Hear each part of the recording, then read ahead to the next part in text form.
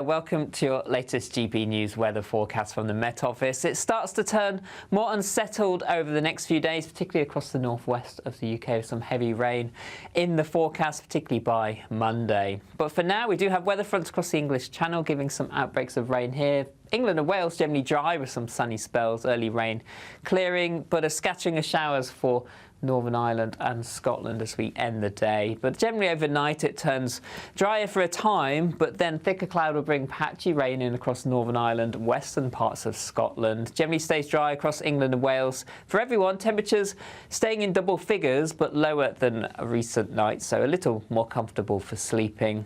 So a mixed start to Sunday, a lot of cloud across the UK. If we take a look at Scotland first thing in the morning, you can see outbreaks of rain across western areas, a bit brighter across parts of Aberdeenshire, some sunny spells here. The rain extending into parts of Northern Ireland, western parts of Northern England too, but generally light and patchy. Some bright skies down the east coast of England, and then some hazy sunny spells across parts of England and Wales. But the cloud thick enough even across parts of Wales over the high ground for one or two splashes of rain. As we move through the day, we'll continue to see outbreaks of rain pushing into Northern Ireland, northwestern parts of Scotland. Some heavier bursts possible at times, a few showers developing across the rest of Scotland into Northern England, perhaps Wales later as well. The best of any brightness holding on across east and southeast England. Here temperatures rising to around 23 or 24 Celsius. For most, nearer to average, though feeling cooler than recent days, highs around 18 degrees. As we go into the evening time, some heavier rain developing across parts of Northern Ireland into western parts of Scotland, which will continue through into Monday as well. Met Office warning in force here for that heavy rain, followed by showers as we head into Tuesday and Wednesday. Temperatures starting to come down too. That warm feeling inside from Boxed Boilers, sponsors of weather on GB News.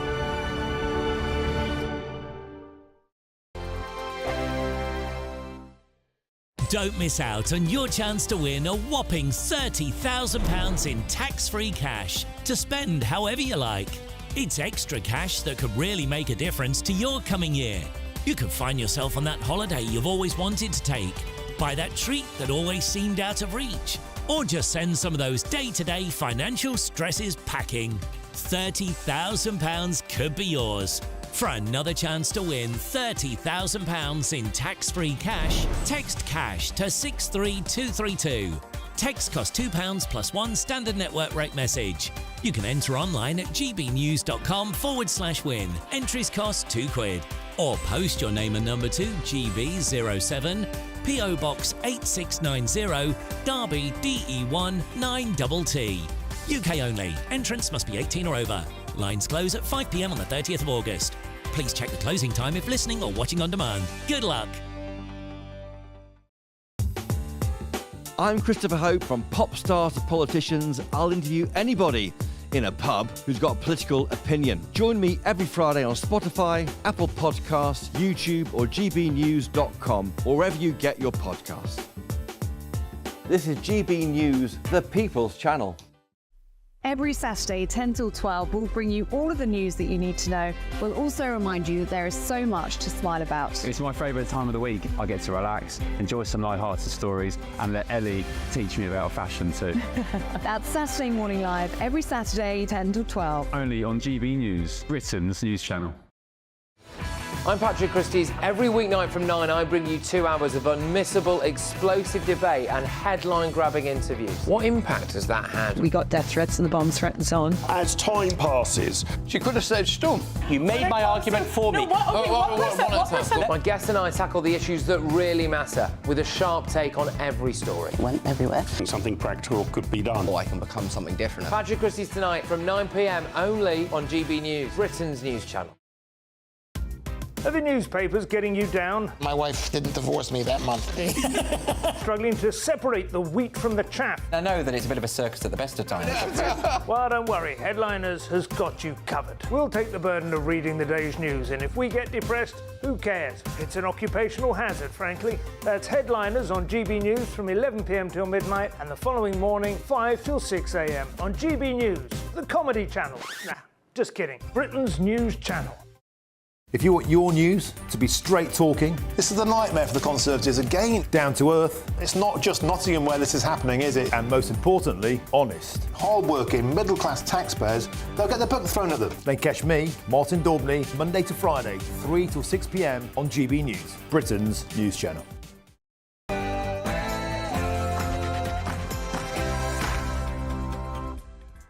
Hello and welcome to GB News on your TV and on your digital radio. I'm Andrew Pearce, standing in for Nana Akua. Joining me from 4 p.m, broadcast and columnist Lizzie Cundy and former Labour Party advisor Matthew Larser. And coming up, Sunderland protest. Another night of serious violence on the streets as protesters attack a police officer, they set a car on fire and surround a mosque in Sunderland.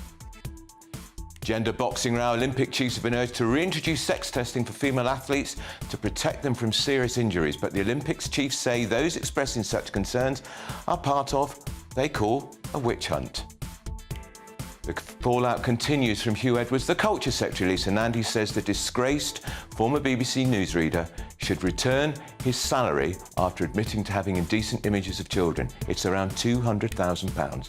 And in the political spotlight today, Sir George Howarth, veteran Labour figure, will be joining me to shine a light on the latest from Westminster. Before we get started, let's get the news with Ray Addison.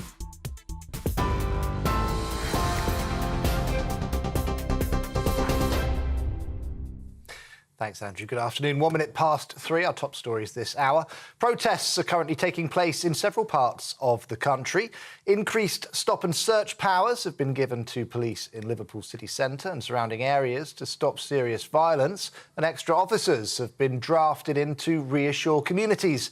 In Hull, around 100 people have gathered outside of a migrant hotel being guarded by police, where a window has reportedly been smashed. Meanwhile, police in riot gear were deployed in Belfast amid tense exchanges between protesters and an anti-racism rally, with a small number of fireworks being thrown. Northumberland police have accused protesters of unforgivable violence and disorder following rioting in Sunderland city centre last night. Videos posted online showed a former police office ablaze, while a mosque was also targeted. Vehicles were overturned and set on fire as rioters clashed with officers, throwing rocks and bottles. 5 police officers were injured, with 4 hospitalised. 10 people were arrested too for offences including violent disorder and burglary. Chief Superintendent Mark Hall has issued this warning to rioters. Make no mistake, if you were involved last night, expect to be met with the full force of the law. I want to make it absolutely clear that the disorder, violence and damage which has occurred will not be tolerated. The UK's most senior police and crime commissioner is urging the government to explain how it will solve mass uncontrolled immigration following rioting and civil unrest. Donna Jones is calling for Sir Keir Starmer to address protesters' concerns as the country faces more than 30 demonstrations this weekend alone. She said the announcement of the Prime Minister's new violent crime units has led to an accusation of two-tier policing and, quote, inflamed protesters. The 17-year-old accused of murdering 3 girls in Southport once starred as Doctor Who in a BBC Children in Need advert. Then 11-year-old Axel Ruda Kubana can be seen leaving the TARDIS back in 2018 and telling viewers how best to raise money. It's understood the teenager was found for the video through a casting agency. The spokesperson for BBC Children in Need said they'd removed the video out of respect for those impacted by the shocking case. 2 men have appeared in court today, charged in connection with an alleged arson attack on Ukrainian-linked businesses in London. 22-year-old Jakim Barrington-Rose of Croydon and 19-year-old Ugnias Asmina of Wandsworth have both been charged with aggravated arson following a counter-terrorism investigation. Rose was also charged with possession of an offensive weapon. The Met Police believe the offences were carried out on behalf of Russia's Wagner Group. Donald Trump has agreed to debate VP Kamala Harris. He accepted an offer from Fox News for a televised face-off on September 4th. It's not yet known if the presumptive Democratic nominee will agree to take part, although she's previously indicated that she is ready. Trump says the debate will feature a full arena audience. Errol Moorcoach, spokesperson for Republicans overseas, told us Trump's annoyed and he's calling the shots. He agreed to do 2 debates with President Biden, but unfortunately, President Biden didn't have the ability to go the full length of the distance. And Donald Trump feels a little bit cheated that he spent all of this money in campaigning against somebody who is obviously a zombie candidate. In addition to that, he's got a current litigation with George Stephanopoulos and ABC. And so he no longer feels that since the terms have changed that he should have to do the debate there. And it looks like, as of this morning, per his own messages on Truth Social, that there will be a debate. It will be in Pennsylvania, and it will be 2 days before early voting starts. Those are the latest GB News headlines for now. I'm Ray Addison. More in half an hour. For the very latest GB News direct to your smartphone, sign up to News Alerts by scanning the QR code or go to gbnews.com/alerts.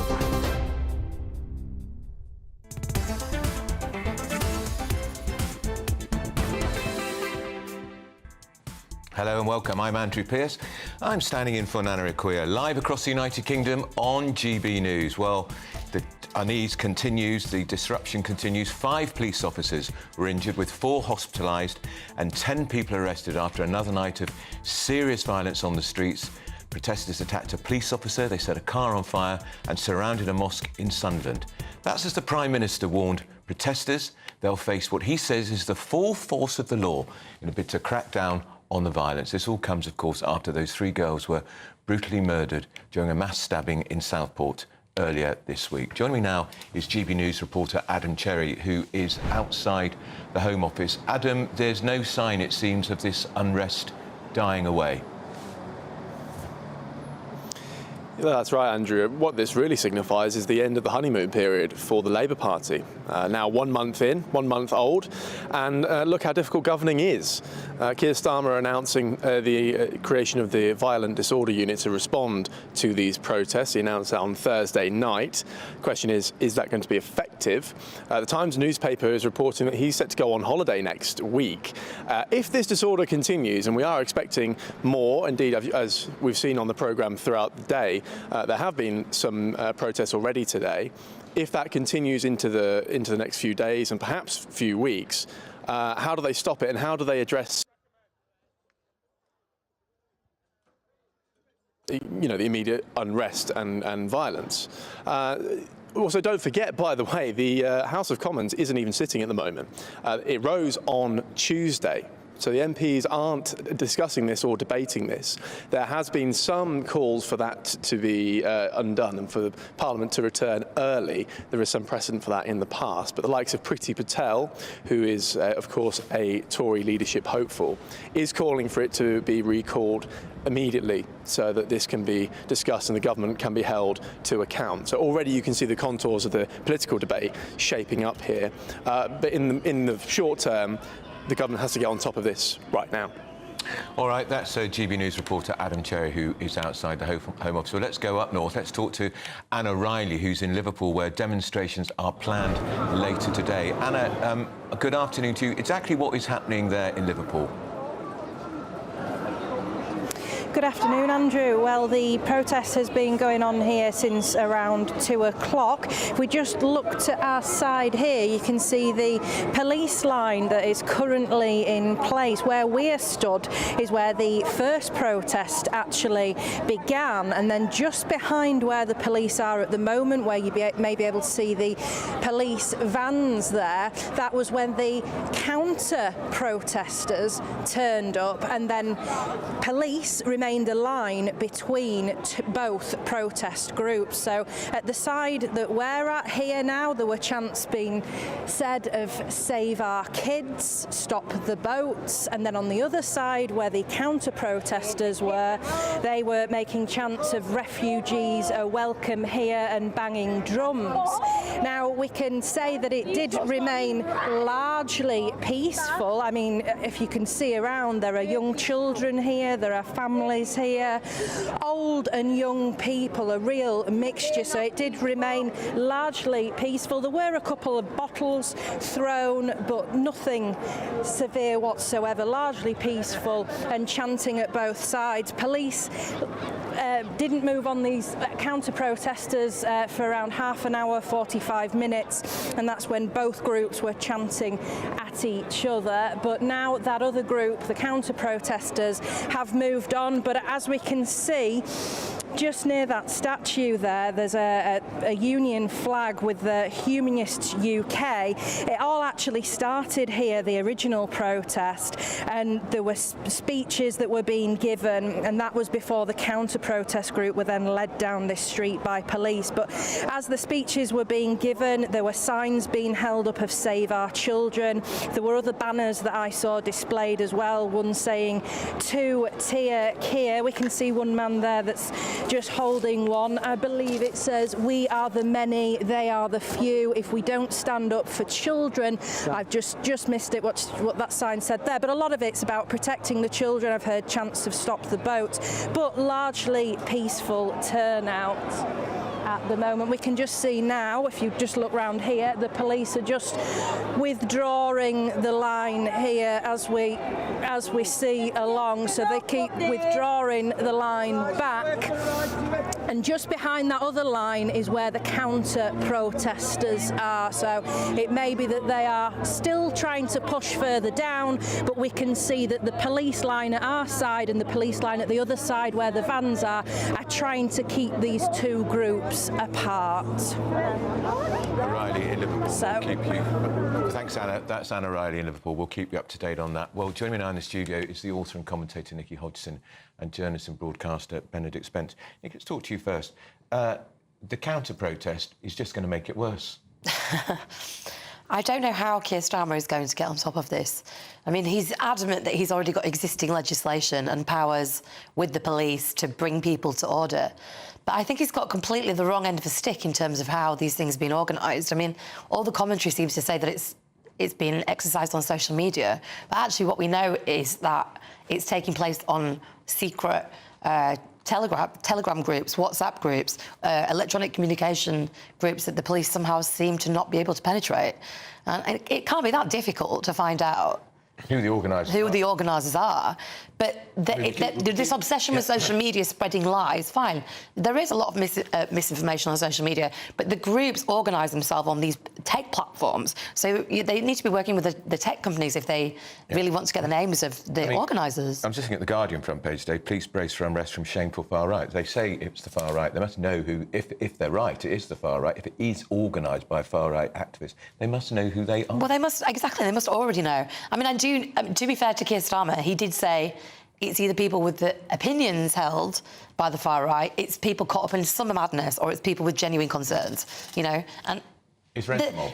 But it is rent mob, but also you have to get underneath what is causing it, and they're not getting to the bottom of that. Well, Benedict Spence, that's a very good point, isn't it? Because this isn't just about, in my view, the terrible, shocking events which took place in Southport when those three little girls, pictures of innocence, were brutally murdered.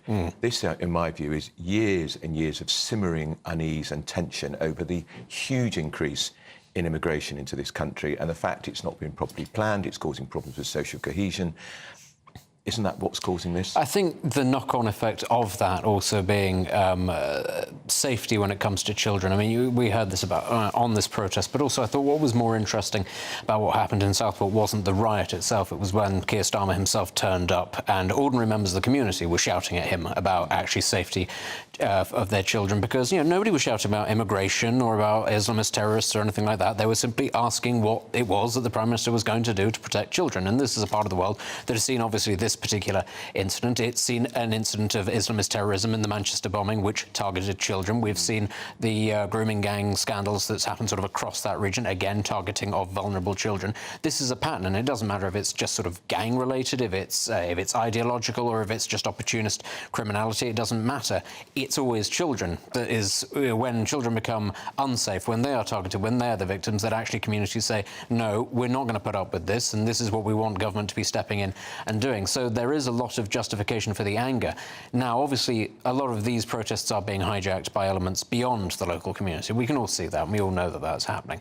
And how the government responds to that is going to be of great interest. But Nikki was asking, saying how on earth is Keir Starmer going to get a grip on this? The only way you do get a grip on this is by targeting the circumstances that has allowed this anger to fester. Because, these protests have not started in a vacuum. The far right did not just decide one day, we're going to turn up in Sunderland and I'm sure we'll be able to kick off.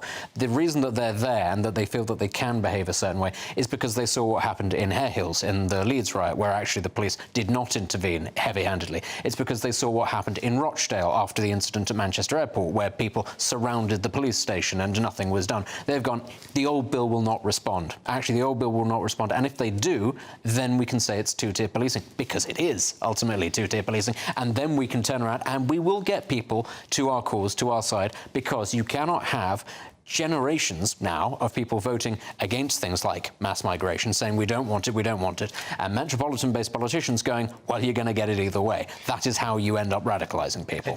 And it's not just two-tier policing either, isn't it? Sometimes two-tier language, because the Home Secretary, Vet Cooper, studied very carefully what she said after the Hare Hills issue, where there was a lot of Muslims involved in disturbances. She talked about unacceptable violence. She talked about mob rule. She's using different language. What's the difference? Well, I mean, I'm quite familiar with Hare Hills, obviously, because I'm from West Yorkshire. My mum used to teach refugees there, actually, many years ago. And what... Remind me what that was about, that disturbance. It was to do with the Romany child. Yes, it was to do with a Romany child that had been taken into care. And the reason that issue bubbled up is because the social services and the police had been so hands-off about the Roma population and some of the social... lack of cohesion that happens there. That has been one of the unfortunate downsides of multiculturalism, that there are some groups that seem to get away with certain kinds of behaviour and everyone is treated with kid gloves. Now, that's not to say that they haven't faced discrimination for hundreds of years. They have. But then to swing so far the other way just puts other people's lives at risk. But I think the other point, Andrew, that's really important to say is that this is so much about misogyny. I'm afraid that the majority, at least 90% of these incidences, these crimes are committed by men and young men. And we have to get to the root of that disaffection that drives them to do these things. What do you want to respond to what Nikki said? I'm just curious, in terms of misogyny, in terms of the riots, or in terms of... I'm slightly confused by what you mean. The perpetrators of the violent crimes. Well, no, a crime being committed by men is not in itself a sign of misogyny. No, but no, I'm not saying that. What I'm trying to say is that there's a very specific kind of violent crime done to children and, kind of domestic terrorism, if you want to call it that is perpetrated by a certain kind of young man. But again, though, you touched upon something else, which was the failure of multiculturalism, and that's a refusal to address that actually cultures are...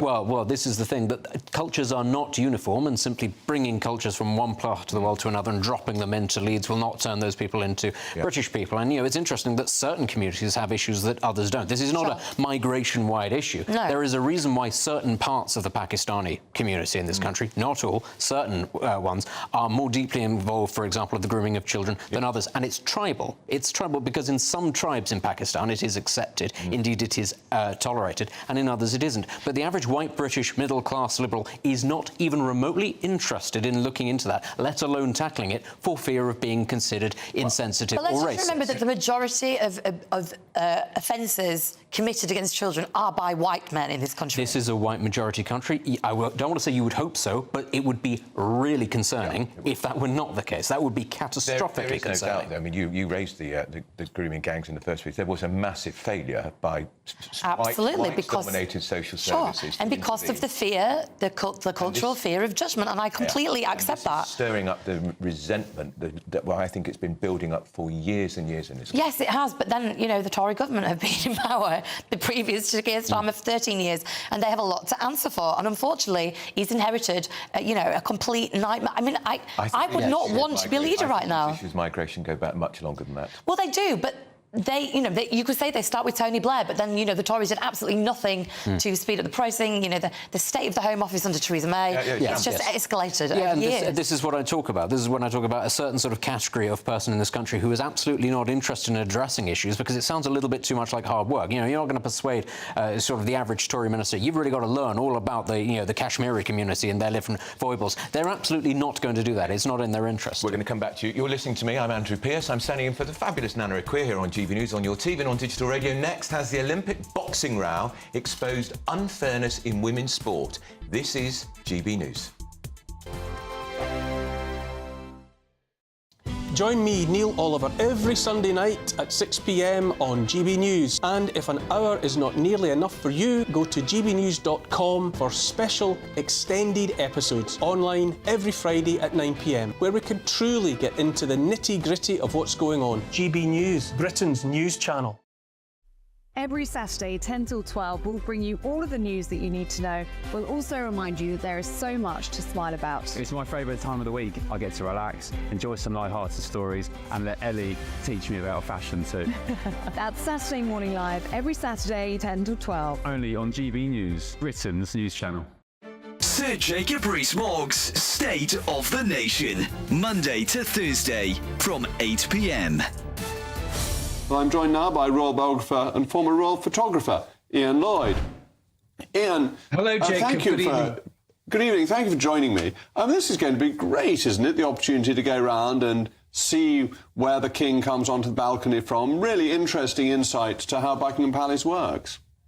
It's exciting. I went yesterday, there was a press preview, and the thing that struck me first of all is that if you're the King and or the late Queen and you're on the balcony, you can't see the Mall. I mean, we all see people coming down from the top, you know, thousands of people crowding in towards Buckingham Palace. They can't see it because of this great monument to Queen Victoria called the, Queen Victoria Memorial, or they call it the wedding cake, but it blocks the view.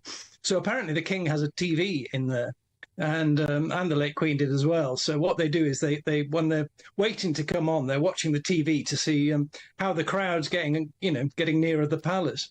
And the other thing that struck me is when we were on it looking down, is you can actually see individual faces in the crowd out there, because we looked out, you know. So they do get a good view of what's happening directly underneath the palace, you know. So they can see individuals. So if there's a friendly face in the crowd, they can see that person and possibly even wave. But they can't see that enormous mass of people you get at the big events that goes back towards Admiralty Arch. The other thing I learned is there's a great historical link, because the person that put the east wing on the palace, because it was originally 3 sides, and Queen Victoria had, of course, 9 children, so they had to build a 4th side for all the nurseries and things. Edward Blord was the architect, but the master builder was Thomas Cubitt. GB News, the People's Channel. We're proud to be GB News, the People's Channel. And as you know, we always love to hear your views. Now, there's a new way of getting in touch with us at gbnews.com/yoursay. By commenting, you can be part of a live conversation and join our GB News community. You can even talk to me, Bev Turner, or any of the members of the GB News family.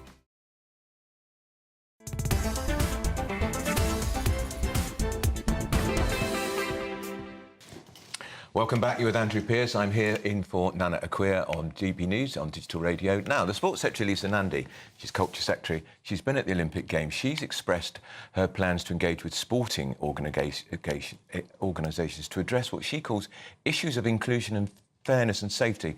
This follows the huge controversy over the Algerian boxer at the Olympics, Imani Khalif.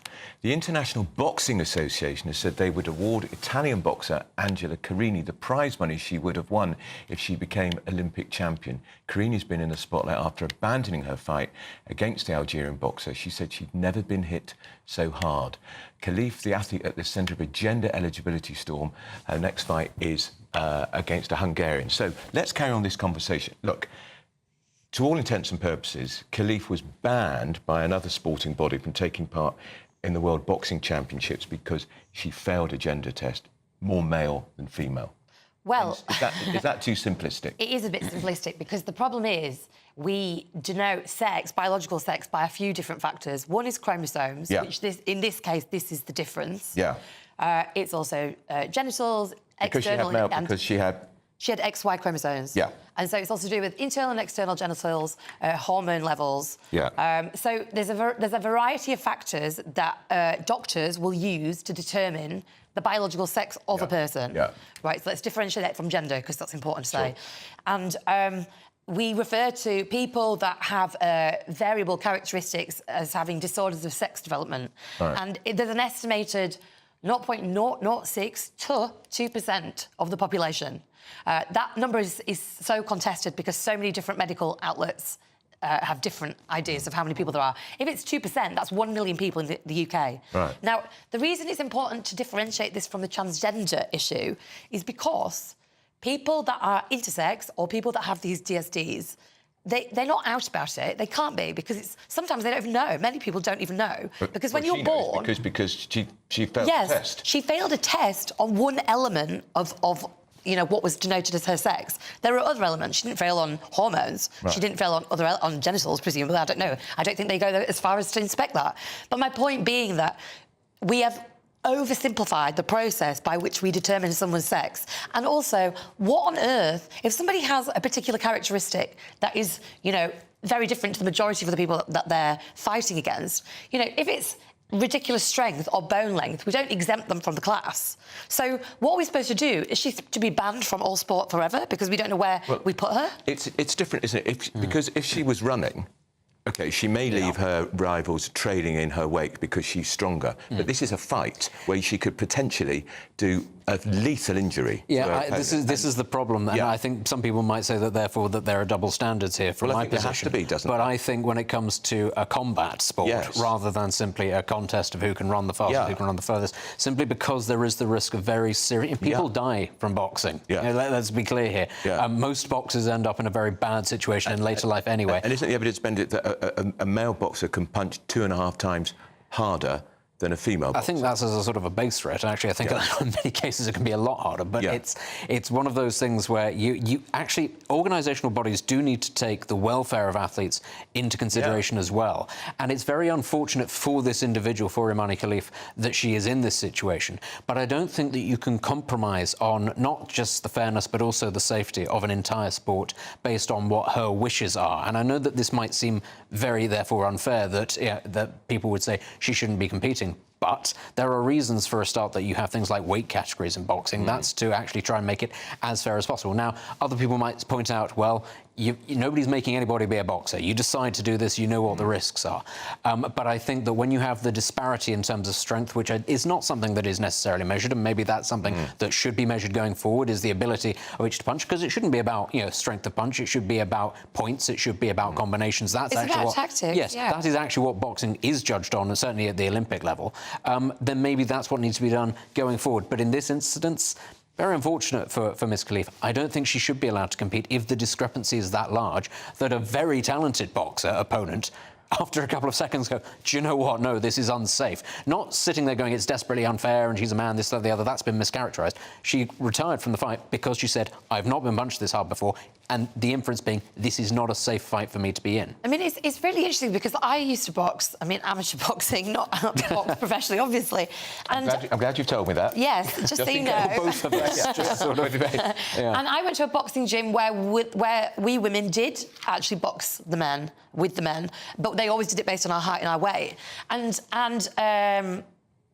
there was something very odd about being punched by a man, even in a kind of in a sporting arena. It is quite an odd. Was it hard to punch? I can't really remember. I just remember feeling like it felt odd. It felt odd. Was that because the idea of being hit felt odd because I've never been hit before. No, I've never been knocked But is there unconscious. also a sense that the men are pulling their punches slightly? Is there that slight sort of hesitancy? Well, right, and that they have to overcome that. But then when they do overcome that, you get an experience of male aggression that maybe you've never had before. Yeah. But you are talking about somebody who's completely biological male in that situation. Yeah. So, but I mean, I take your point, but I think actually we have to think of better ways to measure physical prowess in order to be able to accommodate people like... Just briefly, but isn't the fact it is a combat sport why she has to be treated differently to somebody perhaps in a road race, cycle race, because you can be trailing in their wake but not be in physical peril? Well, I think some of these female boxers are in physical peril at the hands of this athlete. Well, I think that has to be discussed further. I agree with you, Benedict. I think it's a good point about measuring punch power. I mean, if we're going to be measuring anything, have a class of that, and then put people against each other. Yes, why not? Because then actually you're measuring talent rather than simply brute strength, and I don't think anybody would disagree with that. That it's about talent rather than simply who can punch the hardest, because that's not a spectacle that most people should enjoy watching. Certainly not at the Olympics, I don't think. She didn't even look... I mean, it's unfortunate, but when you saw her get in the ring, I thought, my God, she's like a man mountain. don't know. I didn't really think that. I mean, because having boxed with so many different kinds of people, you know, at the gym that I used to go to, it didn't really occur to me to think that. I mean, what is very important about this is that she is not treated as some kind of pariah because of, you know, sheer luck of birth. Because that's what this comes down to. I think Angela Carini has... registered female. Yeah, but I do think also Angela Carini has gone to sort of great lengths to say, look, I'm not having a go at her, but actually it's the sort of the setup that's, you know, it's the circumstances around it that are the issue. But yeah, again, if the Olympics goes to great lengths to test people for doping, for all sorts of things, I don't think it's beyond the wit of Olympic organisers to think this is not the IBC or anything like this. It's not one of the many organisations that have question marks over them. We can set a higher standard, and if that means actually making our athletes jump through more hoops so that they can compete on a fairer basis, that's not beyond their realms of possibility, is it? Yeah, I think it's a debate that's going to run and run. Absolutely. And so you should remember to let me know your thoughts on all of the stories we've been discussing today. You can visit gbnews.com/you'll say and join the conversation. And you're not going to want to miss this because later on we're speaking to the son of Donald Trump, Eric Trump, just weeks after his father was almost assassinated. That will be required viewing. That's this evening, later on from 9 o'clock. Don't miss it. You're listening to Andrew Pierce. I'm in for Nana Akua. Time is now 3:30.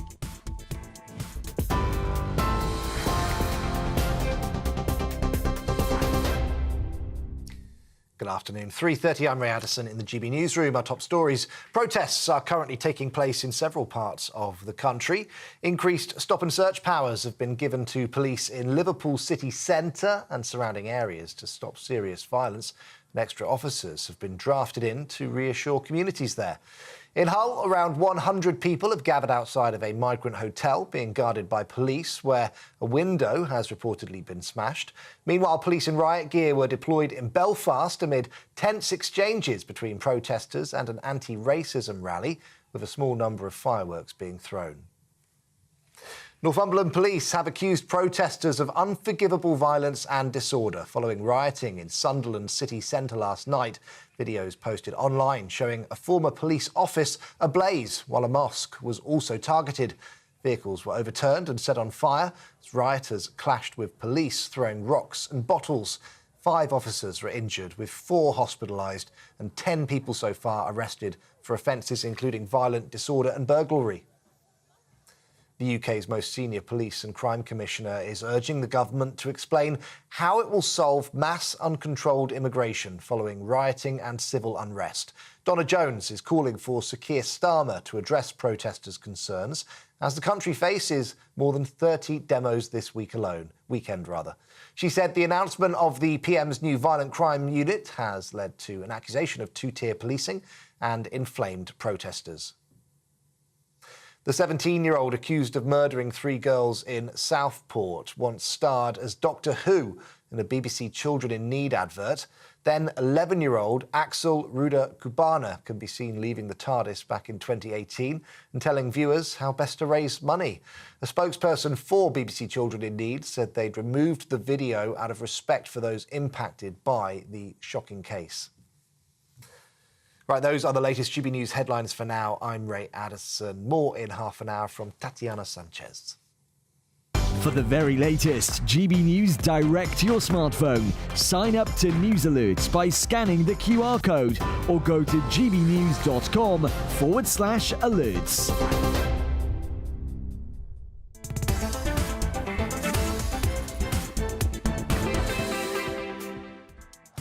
Well, just imagine having £30,000 extra in your bank to play with this year. Well, it could be yours in our latest Great British Giveaway, as we're giving away our biggest cash prize so far this summer. Want to be our next big winner? Well, here's how it could be you. Don't miss out on your chance to win a whopping £30,000 in tax-free cash to spend however you like. It's extra cash that could really make a difference to your coming year. You could find yourself on that holiday you've always wanted to take, buy that treat that always seemed out of reach, or just send some of those day-to-day financial stresses packing. £30,000 could be yours. For another chance to win £30,000 in tax-free cash, text CASH to 63232. Text costs £2 plus 1 standard network rate message. You can enter online at gbnews.com/win. Entries cost £2. or post your name and number to GB07 PO Box 8690 Derby DE1 9TT. UK only. Entrance must be 18 or over. Lines close at 5 p.m. on the 30th of August. Please check the closing time if listening or watching on demand. Good luck. Next, a former BBC broadcaster, Hugh Edwards, who pleaded guilty on Wednesday to multiple counts of possessing indecent images of children. Should he be paying back some of his BBC salary? Don't go anywhere.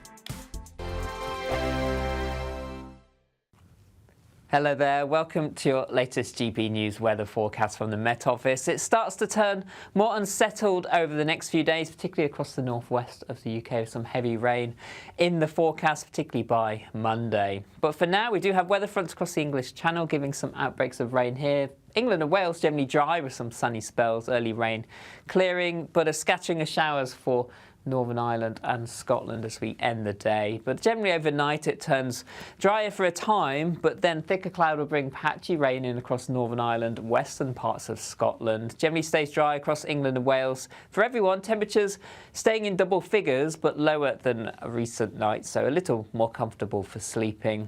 So a mixed start to Sunday, a lot of cloud across the UK. If we take a look at Scotland first thing in the morning, you can see outbreaks of rain across western areas, a bit brighter across parts of Aberdeenshire, some sunny spells here. The rain extending into parts of Northern Ireland, western parts of Northern England too, but generally light and patchy. Some bright skies down the east coast of England, and then some hazy sunny spells across parts of England and Wales. But the cloud thick enough even across parts of Wales over the high ground for 1 or 2 splashes of rain. As we move through the day, we'll continue to see outbreaks of rain pushing into Northern Ireland, northwestern parts of Scotland. Some heavier bursts possible at times, a few showers developing across the rest of Scotland into northern England, perhaps Wales later as well. The best of any brightness holding on across east and southeast England. Here temperatures rising to around 23 or 24 Celsius. For most, nearer to average, though feeling cooler than recent days, highs around 18 degrees. As we go into the evening time, some heavier rain developing across parts of Northern Ireland into western parts of Scotland, which will continue through into Monday as well. Met Office warning in force here for that heavy rain, followed by showers as we head into Tuesday and Wednesday. Temperatures starting to come down too. Good afternoon, Britain. Your lunchtime update on the stories that matter across the UK. From breaking news and insightful analysis, inspiring stories and lively debates. You're comparing yourself to a former Prime Minister. Which is it? Stay informed, stay updated, stay entertained. I just don't know how anyone would not want to be there. Every weekday from midday. We are Good Afternoon Britain, only on GB News. Britain's news channel. Welcome to State of the Nation, daily plunge into the stories shaping our country. I'm Jacob Rees-Mogg, and Monday to Thursday we bring you the insights, the facts, the truth about how our country is being governed. Because what happens in Downing Street matters down your street. Tune in to State of the Nation every Monday to Thursday, 8 to 9 o'clock. Only on GB News, the People's Channel, Britain's news channel.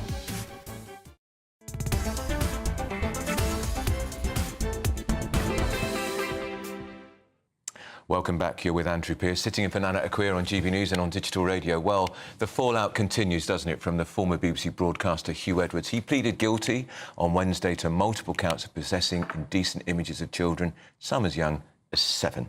The Culture Secretary, Lisa Nandy, has urged Edwards to return his salary after it was revealed he was paid £200,000 of licence payers' money, that's you and me paying for that after all, after his arrest in November. The Director-General of the BBC, Tim Davie, he's the big boss, admitted the corporation was made aware about the category of the newsreaders' offences, i.e. how serious they were, back in November. When someone is arrested, there's no charges. Also, another factor at this point was very significant duty of care considerations. I think it was right for us to say, look, we'll let the police do their business, and then, when charges happen, we will act. So that's the Director-General of the BBC. Well, Edwards was, of course, the BBC's highest-paid broadcaster. He's the man who told the world that Her Majesty the Queen was dead. He was the highest paid broadcaster on £479,000 before he resigned in April. Well, still with me in the studio is the author and commentator Nikki Hodgson and journalist and broadcaster Benedict Spence. So, I've known Hugh Edwards, not well, but for many years, a remarkable broadcaster. I don't think any of us can quite understand what he was sharing WhatsApp pornography with children as young as 7. I can understand the BBC saying, well, we didn't sack him because he was arrested. He hadn't been found guilty. But, Benedict, when he was arrested in November, Hugh Edwards knew he was as guilty as hell. He pleaded guilty in court last week. He knew he was guilty.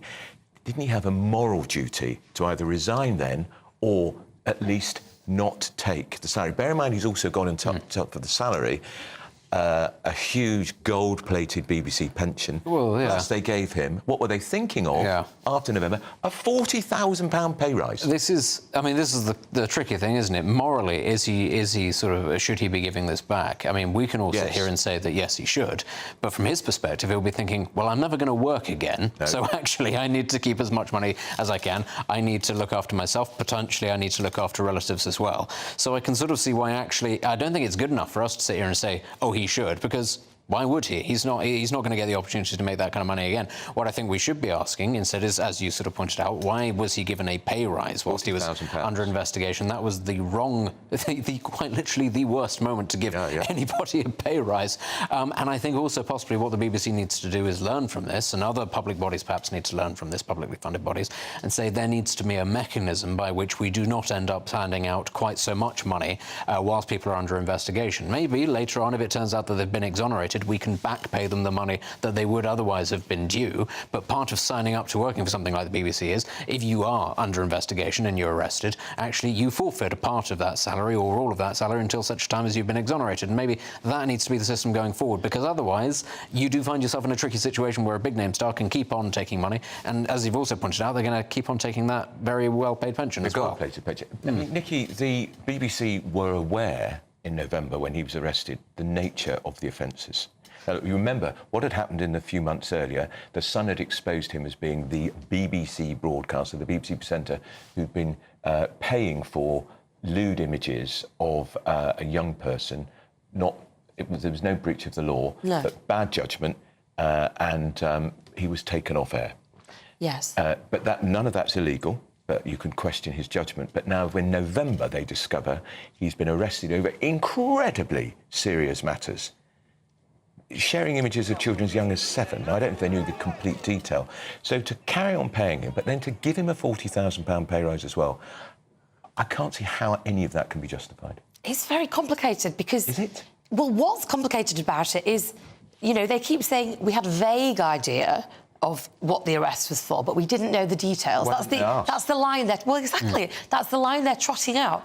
But if anybody in any organisation is arrested, don't you try and find more out? And status of Hugh Edwards, probably one of the most famous broadcasters in the land, one of the most respected, one of the most distinguished. The reason this story has gone worldwide viral is because he was trusted by the BBC to tell the world Her Majesty the Queen had died. That opening phrase from him was broadcast around the world. Yeah. He was a huge figure. Of course they had a duty to ask, what have you been arrested over? Absolutely. I mean, the thing that I would say, though, about, you know, giving the money back is, actually, as far as I understand it, if you are a teacher and are similarly arrested, or if you work in the police, you also don't forfeit pay. You're suspended from service, but you still are paid. So, actually, this isn't just about the BBC. This is about a system that, you know, continues to reward people, even when they've been accused of extremely serious things.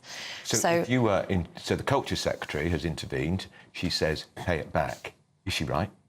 Well, I don't see how she can say he pays it back and nobody else pays it back. Yeah. Either change the law so that it's uniform. Right. You know, don't just pick on him. Well, is it not because he is Hugh Edwards, because he is in such an exalted position? He was the voice of the country almost. He was the new David Dimbleby. Yeah. The BBC is paid for by the taxpayer. Of course, and that's why this issue has been highlighted. But I suspect what Nicky's just said is probably not common knowledge to most people, that if you're sort of arrested and suspended for something along these lines, that actually you continue to be paid. And there is is no mechanism to get that back.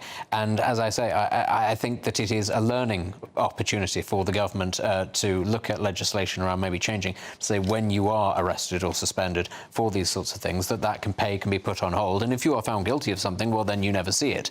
But you know, if you are exonerated, maybe it's sort of returned to you, because you can't have a situation where actually people just don't earn at all, you know, in that situation if they are suspended, because then all sorts of malicious things can be done to people to harm them, and then even if they're exonerated, they come out of a prison cell sort of blinking at the light and think, I've got no money, you know, my reputation's been ruined. So we do need to balance this. Perhaps it will take a high-profile case such as this to have a reassessment of the system as it currently is. But I go back to what I was saying at the start. If we decide that we're going to turn Hugh Edwards into some sort of penniless individual because he can't work anymore, well, the state will end up paying for him either way. So I'm not going to bleed. My heart is not going to bleed for a penniless Hugh Edwards, because not only was he earning nearly neither would I, but we'd end up doing all the after-dinner speaking tour. He's a very. But we'd pay for him anyway. That's the thing. If we went after all of his money and the state tried to take everything, all of his savings, his house, all that sort of thing, we'd end up paying for him either way. I just want the £200,000 he got paid up. Now, coming up next, Sir George Howarth.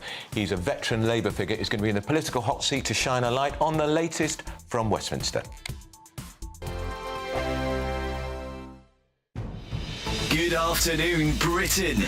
Weekdays from midday.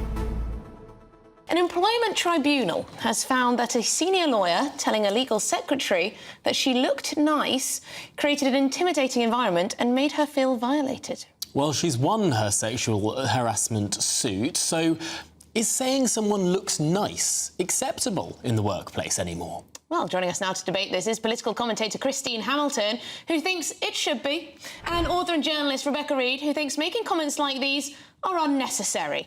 OK, Rebecca, why is it unnecessary to tell your colleague they look nice? Well, how somebody looks at work shouldn't be particularly important or relevant. But I think my issue here is that it's used as a sort of dismissive way to make women feel silly for complaining about things. Like, oh, it's just saying you look nice. Why does it matter? But we all know there are different ways of saying things. And if you are an older man in a position of power, looking a woman up and down and saying, oh, you look nice, in a lascivious tone, which, as far as we know, is quite possibly what happened, that's not acceptable. That's not workplace appropriate, and it would make somebody feel uncomfortable. Christine, she's right, Rebecca, isn't she? It depends how it's said. If you've got someone who's sleazy saying, oh, you look nice, you're going to be a bit off-put, aren't you? Yes, we don't know whether this was said in a lascivious tone or not. And as far as I can see, this particular case, the boss went too far and he did a lot of other things as well.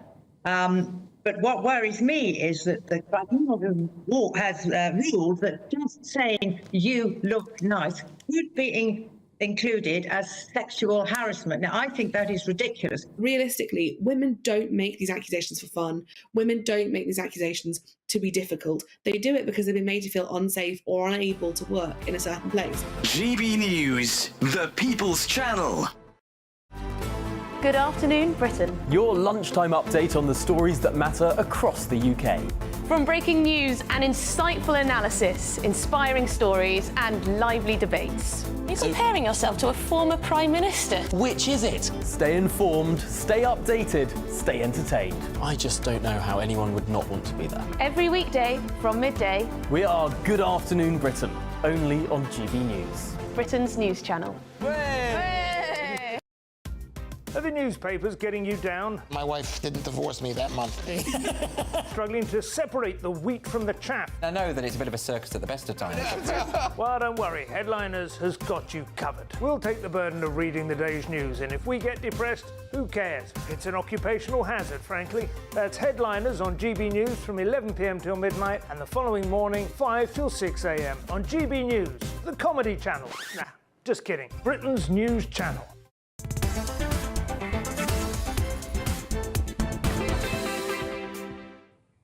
Well, if you've just joined me, this is GB News on TV, online and on digital radio. Well, it's time now for this week's Political Spotlight. Joining me to shine a light on matters Westminster is the former Labour Minister, Sir George Howarth. Sir George, good afternoon to you. Good afternoon. Well, you must have a smile on your face. You've got a Labour government. They've won an election for the first time since 2005. They've been in power nearly a month. How are they doing, Sir George? I think they've got off to a really good start. They've dealt with some difficult issues pretty quickly, and they've been confronted with what Harold Macmillan referred to as events over the last few days since that appalling murder of those 3 little girls in Southport, and then the following violent and thuggish demonstrations by members of the far right. They haven't got to the point where everything's now under control, but they called in the police chiefs, and they're looking at setting up an organisation of police nationally that will deal with these problems. I just think it's been steady rather than euphoric, and that's what I think the country wants to see. Yeah, I think I agree with that. On the unrest, Sir George, I mean, of course, there's the public was appalled by what happened in Southport, the murder of those 3 little girls. But my own view is that there's been simmering unease and resentment and antagonism in many communities over the huge increase in immigration to this country in the last 10, 15, 20 years. And some people feel alienated in their own communities. And I'm not legitimising for a second the violence, it's unacceptable. I do think the government needs to be aware and shouldn't just dismiss this as a knee-jerk response to Southport. I think, first of all, it's important in the current circumstances to separate those 2 things out, because as you alluded to, if we say it too crudely, then it gives oxygen to those who are involved in these unlawful and disgraceful demonstrations. So, having said that, I think it's important that it's long overdue, in fact, that we have a serious conversation that's conducted respectfully and sensitively about immigration in this country, not only what the concerns about it are, but also about what the advantages of it are. And we haven't had that. And politicians, to be fair, myself included, have shied away from having that conversation, but I think we need now to have it. Yeah, I think that's right. Let me move you on to Rachel Reeves. She did a big statement on Monday, and the surprise was her decision to cancel the winter fuel allowance for around 10 million pensioners. Do you think she's got that politically correct? Because it will save about 1.6 billion, Sir George, which, as you know, in terms of the national debt, what is it, $1.5 trillion? It's small beer. And it's going to impact some families, some pensioners who are barely on £12,000 a year, and it could cause genuine hardship. Were you entirely comfortable with what she announced? No, I wasn't entirely comfortable with it. And I think, if she were to be in a position to say so, I'm not sure Rachel would either.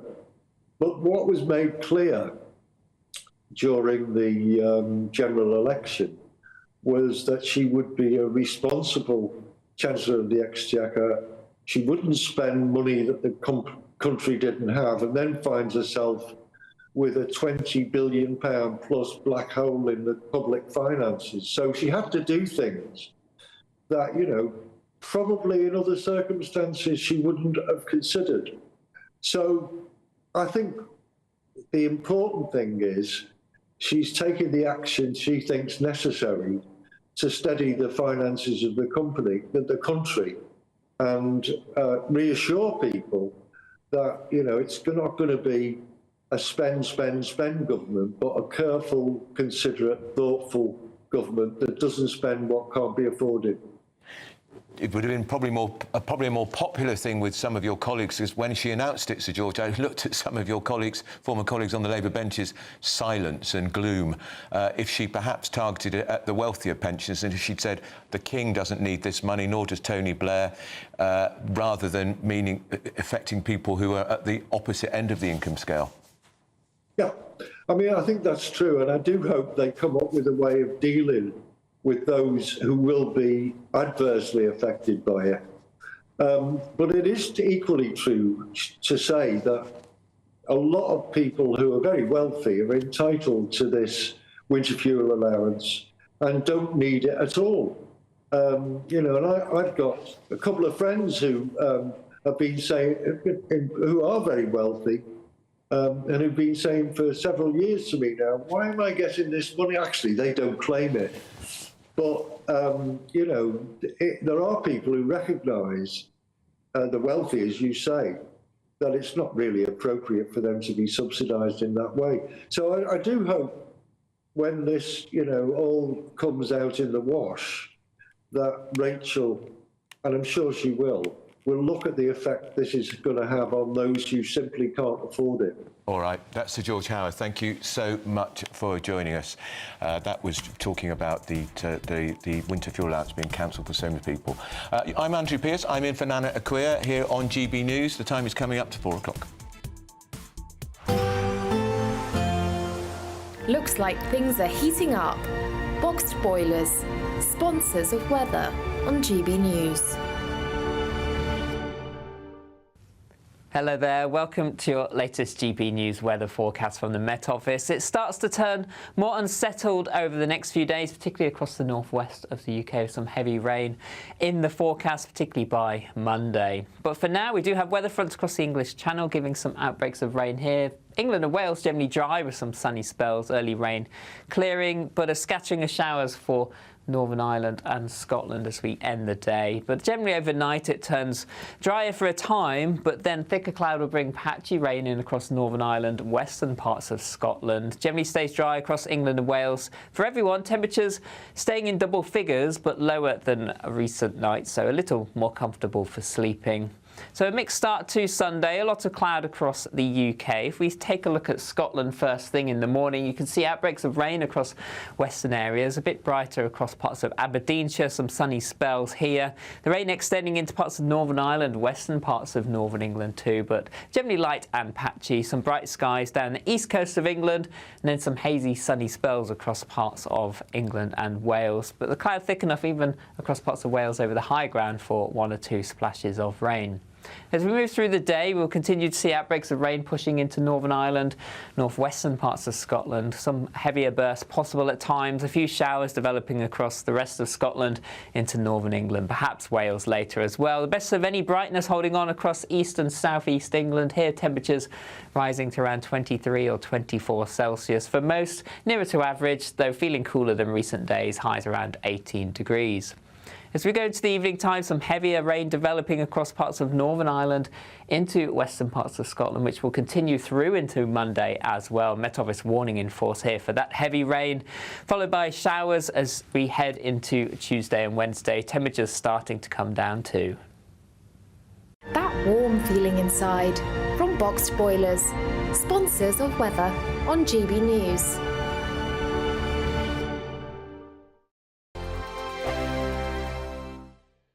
We could be calling you with the news that you've won our latest Great British giveaway. An incredible £30,000 in tax-free cash. David from Kent was our last big winner. Listen to what he had to say about getting that winning call. Hi, I'm David from Kent and I won £15,000 and it couldn't have come at a better time. I was gobsmacked. What have you got to lose for what it costs? In fact, I've done it again this week, so I'd recommend it to anybody. For another chance to win £30,000 in tax-free cash, text CASH to 63232. Text costs £2 plus 1 standard network rate message. You can enter online at gbnews.com/win. Entries cost £2. Or post your name and number to GB07 PO Box 8690 Derby DE1 9TT. UK only. Entrance must be 18 or over. Lines close at 5 p.m. on the 30th of August. Please check the closing time if listening or watching on demand. Good luck.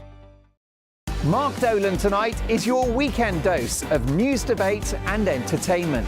This sounds like a wild conspiracy theory. Don't miss My Big Opinion. Mark Meets at My Take at 10. Democracy is a funny old thing. And we don't do boring. Not on my watch. I just won't have it. Let's go and get another glass of that bubbly. You've earned it. That's Mark Dolan tonight, Saturday and Sunday, 9 to 11, only on GB News, the People's Channel, Britain's news channel. I'm Patrick Christie's. Every weeknight from 9, I bring you 2 hours of unmissable, explosive debate and headline-grabbing interviews. What impact has that had? We got death threats and the bomb threat and so on. As time passes, She could have said storm. You made my argument for me. My guests and I tackle the issues that really matter, with a sharp take on every story. Went everywhere. something practical could be done. Or I can become something different. Patrick Christie's tonight from 9 p.m. only on GB News, Britain's news channel.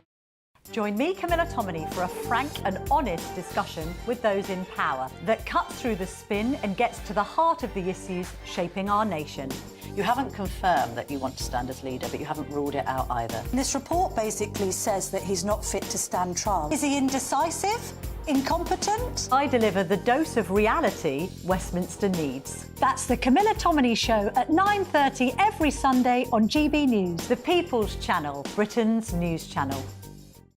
Hi there, I'm Michelle Dewberry and I'm going to take a second to tell you all about my show, Dubes & Co. We start off with the issues of the day. We then bring in both sides of the argument. We get rid of the disrespect and then you throw me into the mix. And trust me, I'll tell it exactly how it is. And then, of course, the magic ingredient, you at home. We mix it all together and what have we got, in my opinion, the best debate show in town. Monday to Friday, 6 till 7 on GB News, Britain's news channel.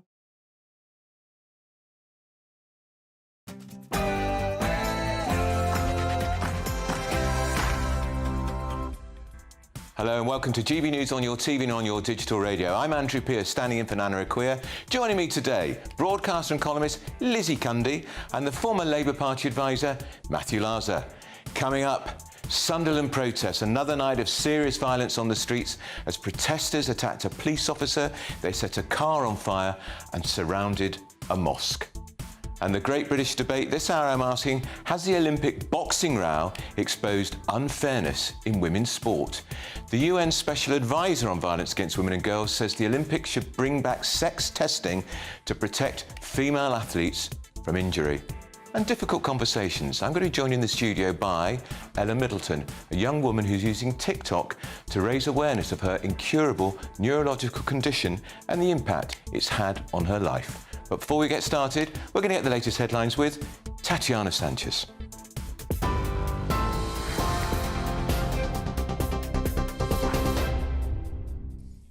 Andrew, thank you very much and great to see you. The latest from the GB newsroom. Protests are currently taking place in several parts of the country, with ministers expected to meet to discuss the potential for further widespread disorder. Increased stop and search powers have been given to police in Liverpool city centre and surrounding areas to stop serious violence. Extra police officers have been drafted in to reassure communities. In Hull, around 100 people have been gathering outside a migrant hotel being guarded by police, where a window has been smashed. Meanwhile, police in riot gear were deployed in Belfast amid tense exchanges between protesters and an anti-racism rally with a small number of fireworks being thrown. Northumberland police have accused protesters of unforgivable violence and disorder following rioting in Sunderland city centre last night. Videos posted on social media showed a former police office ablaze while a mosque was also targeted. Vehicles were overturned and set on fire as rioters clashed with officers throwing rocks and bottles. 5 police officers were injured and 4 hospitalised and 10 people arrested for offences including violent disorder and burglary. Chief Superintendent Mark Hall issued this warning to rioters. Make no mistake, if you were involved last night, expect to be met with the full force of the law. I want to make it absolutely clear that the disorder, violence and damage which has occurred will not be tolerated. The UK's most senior police and crime commissioner is urging the government to explain how it'll solve mass uncontrolled immigration following rioting and civil unrest. Donna Jones is calling for Sir Keir Starmer to address protesters' concerns as the country faces more than 30 demonstrations this weekend alone. She said the announcement of the Prime Minister's new violent crime units has led to an accusation of two-tier policing and, quote, inflamed protesters. The 17-year-old accused of murdering 3 girls in Southport once starred as Doctor Who in a BBC Children in Need advert. Then 11-year-old Axel Rudikabana can be seen leaving the TARDIS in 2018 and telling viewers how best to raise money. It's understood the teenager was found for the video through a casting agency. A spokesman for BBC Children in Need said they had removed the video out of respect for those impacted by the shocking case. 2 men have appeared in court charged in connection with an alleged arson attack on Ukrainian-linked businesses in London. 22-year-old Jackeen Barrington Rose of Croydon and 19-year-old Agnieszka Asmina of Wandsworth have both been charged with aggravated arson following a counter-terrorism investigation. Rose was also charged with possession of an offensive weapon. The Metropolitan Police believe the offences were carried out on behalf of Russia's Wagner Group. And Donald Trump has agreed to debate Vice President Kamala Harris. He accepted an offer from Fox News for a televised face-off on the 4th of September. It's not yet known if the presumptive Democratic nominee will agree to take part, although she's previously indicated she is ready. Trump says the debate will feature a full arena audience. Errol Moore-Coach, spokesman for Republicans overseas, told GB News Trump is annoyed and calling the shots. He agreed to do 2 debates with President Biden, but unfortunately President Biden didn't have the ability to go the full length of the distance. And Donald Trump feels a little bit cheated that he spent all of this money in campaigning against somebody who is obviously a zombie candidate. In addition to that, he's got a current litigation with George Stephanopoulos and ABC. And so he no longer feels that since the terms have changed that he should have to do the debate there. And it looks like, as of this morning, per his own messages on Truth Social, that there will be a debate. It will be in Pennsylvania, and it will be 2 days before early voting starts. And those are the latest GB News headlines for now. I'm Tatiana Sanchez. More from me in half an hour. For the very latest GB News direct to your smartphone, sign up to News Alerts by scanning the QR code or go to gbnews.com/alerts.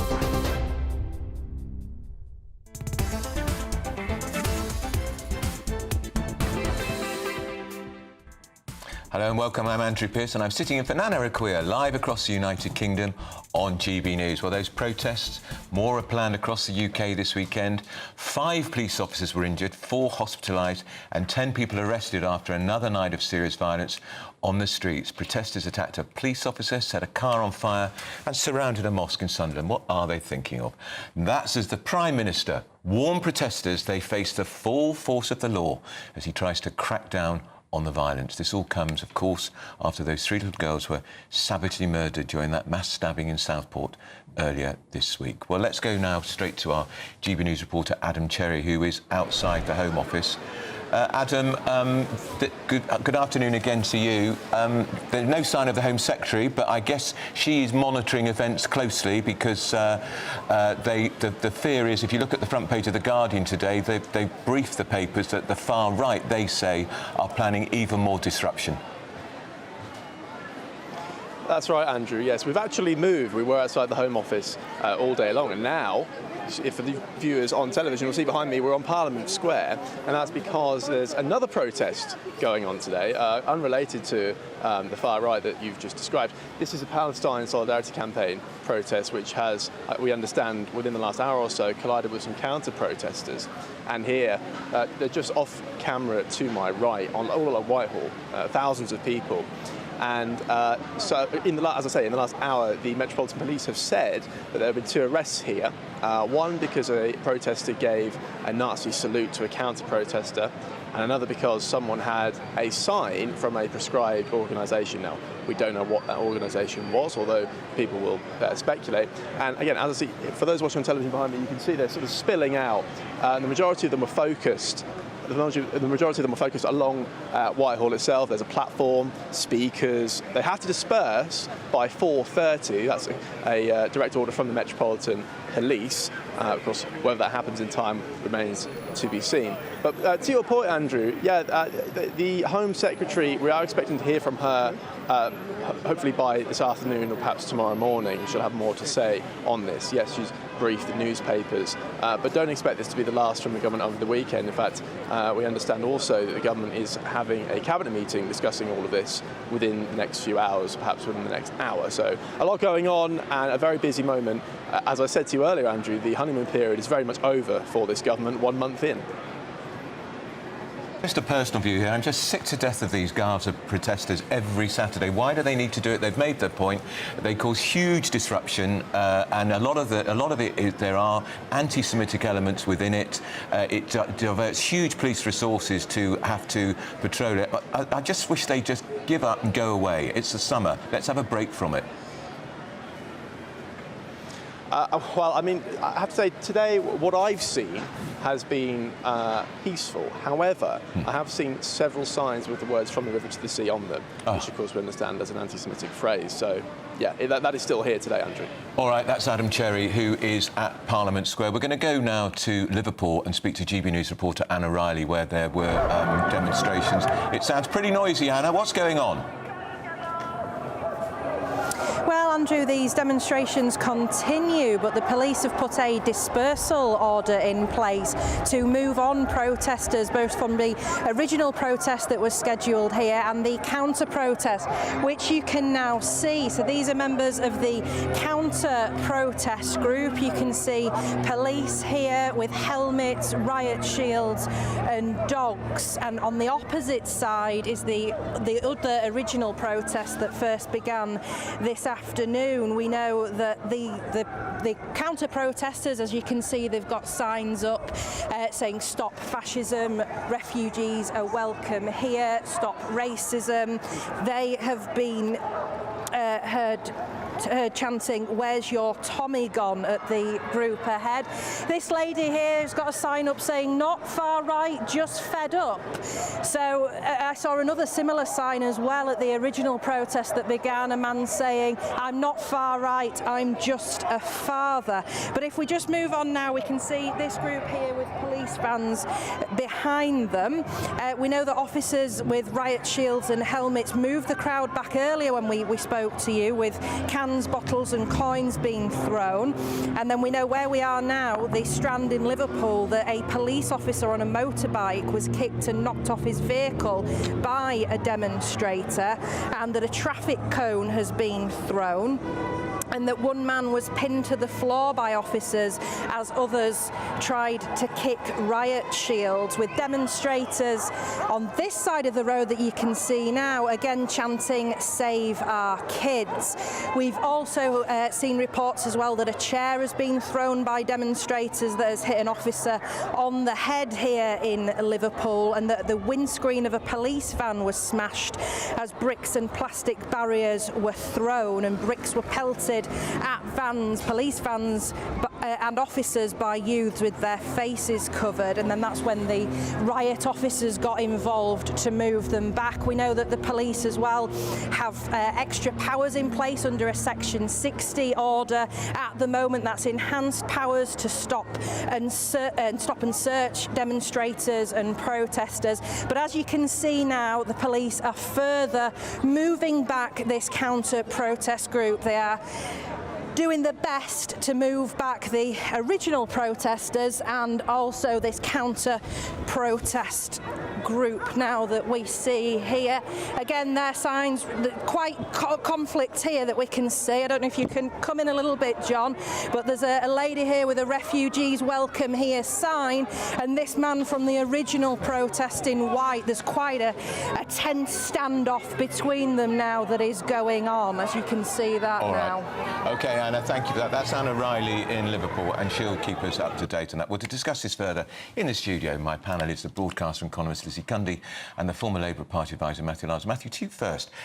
It suits the government to say this is all being organised by the far right. But a lot of the people who will be at these demonstrations are not political activists. They are people who are saying, I'm not far right, I'm fed up, or I'm worried about kids. Well, clearly there are some people there who are just angry, still in shock about what happened. But the truth of the matter is they are being coordinated by the far right, because we've seen that. And that's what we saw in Sunderland yesterday, where the Citizens Advice Bureau was set on fire. Sunderland is an overwhelmingly white working-class community, so it's not like the Citizens Advice Bureau spends its time handing out advice to people other than the white working class of Sunderland. So it's just completely self-destructive violence, which frankly we saw in the 80s and more recently, when the Brixton riots and things in the 80s and the Toxteth riots, which tended to be around disillusioned Afro-Caribbean communities, and people ended up, all the histories, you end up damaging your own community by setting things on fire. So, I mean, and there clearly has been coordination by the far right as well. And I think what we saw yesterday was such dignified. We saw buildings across the northwest and Downing Street lit up in pink in memory of the girls in Southport. It's time to remember them. Are there any lessons to be learned as the court case goes on? Then let's learn them. But this isn't the way. Lizzie, I don't. Of course, I deplore the violence, but I do think this is. I said it earlier in this programme. Years and years for some people of disenchantment, unease. People feel immigration has been too swift, too rapid in this country. It's not been managed properly. Multiculturalism is not working as it should, and people feel isolated and strangers in their own community. You're exactly right, and I think that lady's sign said it all. You know, not far right, fed up. Yeah. And many people feel that. Many people I speak to, and I'm very close. My mother is from Southport, and I have family members there, and it's really affected the community beyond. And look, no, everyone is against the thuggery on what we've witnessed, but you can understand that people are angry, and I don't think Keir Starmer addressed it at all well, because why didn't he... to explain why people are angry, why this country has become like it is. Since he's been in power, Matthew, I mean, 3,300 have already come in. People don't know on the boats. And this is, people are scared, frightened, and they're thinking, if this can happen, and I know Southport very well, in this sleepy, beautiful seaside town, the stabbings of 3 beautiful little girls, this could happen to me, to my family, to my grandchildren.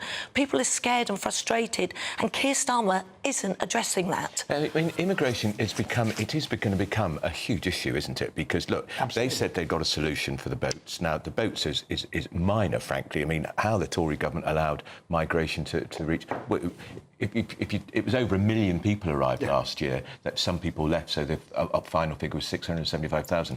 That's a massive city pouring into this country. Absolutely. Every year, there's no homes for people, there's no schools, there's no houses. You know, we have Angela Rayner making a major statement in the last week about how she's going to create all these extra houses, without conceding that the massive increase in immigration, which started under a Labour government under Tony Blair, is a big factor.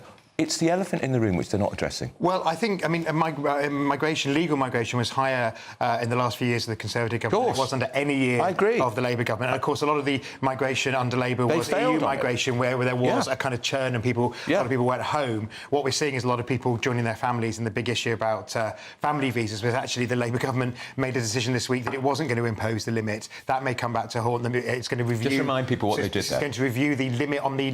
to increase the minimum earnings that you need to be able to bring somebody... Which was going to be... It was going to go up to about 38,000. Yeah, 37.5, so, 38,000. And they've scrapped it. Well, they paused it. They haven't scrapped it. So that would be interesting to see what decision is made about that in the coming weeks, because obviously there is public anger about immigration.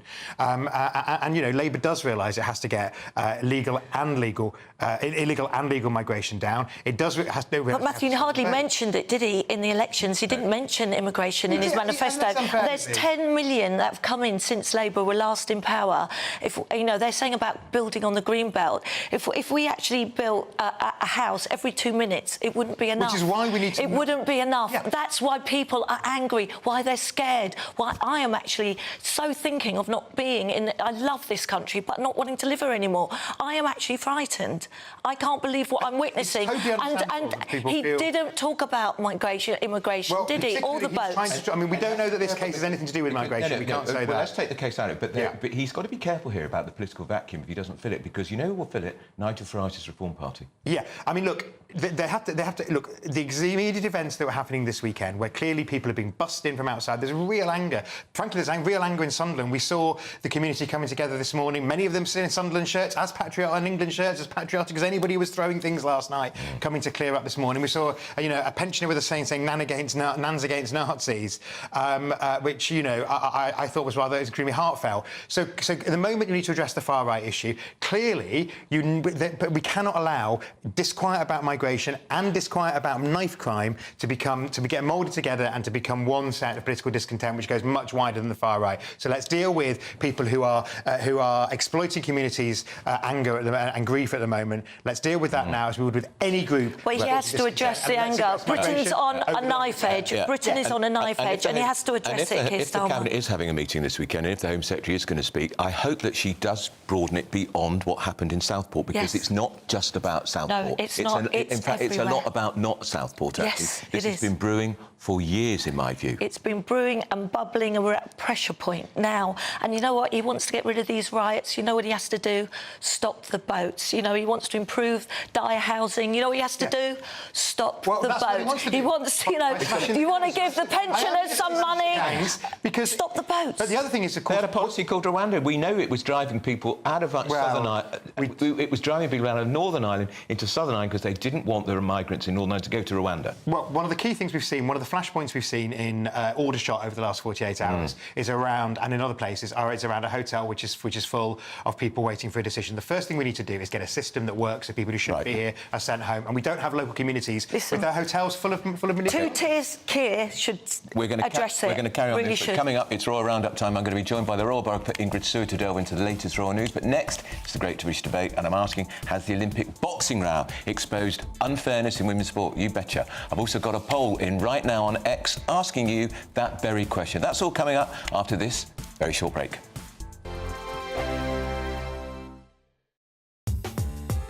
I'm Christopher Hope. From pop stars to politicians, I'll interview anybody in a pub who's got a political opinion. Join me every Friday on Spotify, Apple Podcasts, YouTube or gbnews.com, or wherever you get your podcasts. This is GB News, the People's Channel. Hello there, I'm Eamon Holmes. Thank you for joining us on GB News, Britain's news channel.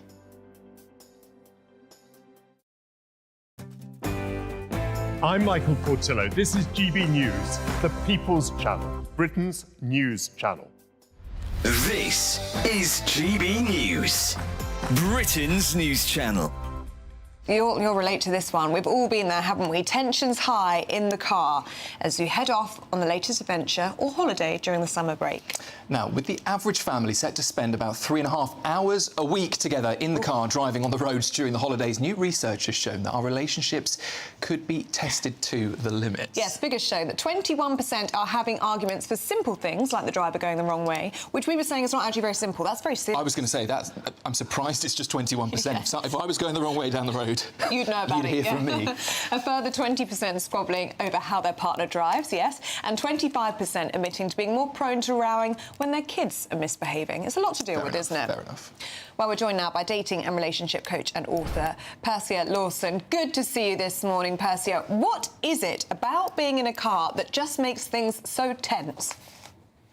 Well, I think it's probably quite obvious, isn't it? It's the fact that we are in a confined space, we can't go anywhere, and it can just really create so much tension and stress, especially if you and your other half or a family member, whoever you're in the car with, are going through a little bit of a tricky time. And if it's really hot outside, that doesn't help either. So inevitably, it creates a lot of irritation and bickering, I would say, from my experience. And what is it about children? If you add children into the mix, it just makes things very, very difficult, doesn't it? Well, yeah, because there's a lot of, are we there yet? Yeah. Kicking the back seat and just squabbles, kicking the siblings. So adding children into the mix is just going to turn the heat up on that tension. GB News, the People's Channel. Sunday nights on GB News. From 6, Neil Oliver. At 7, it's Free Speech Nation with Andrew Doyle. At 9, Mark Dolan. And at 11, get set for the week ahead with headliners. Tomorrow's papers tonight. GB News, the People's Channel, Britain's news channel. I'm Isabel Webster. Thanks for joining us on GB News, Britain's news channel.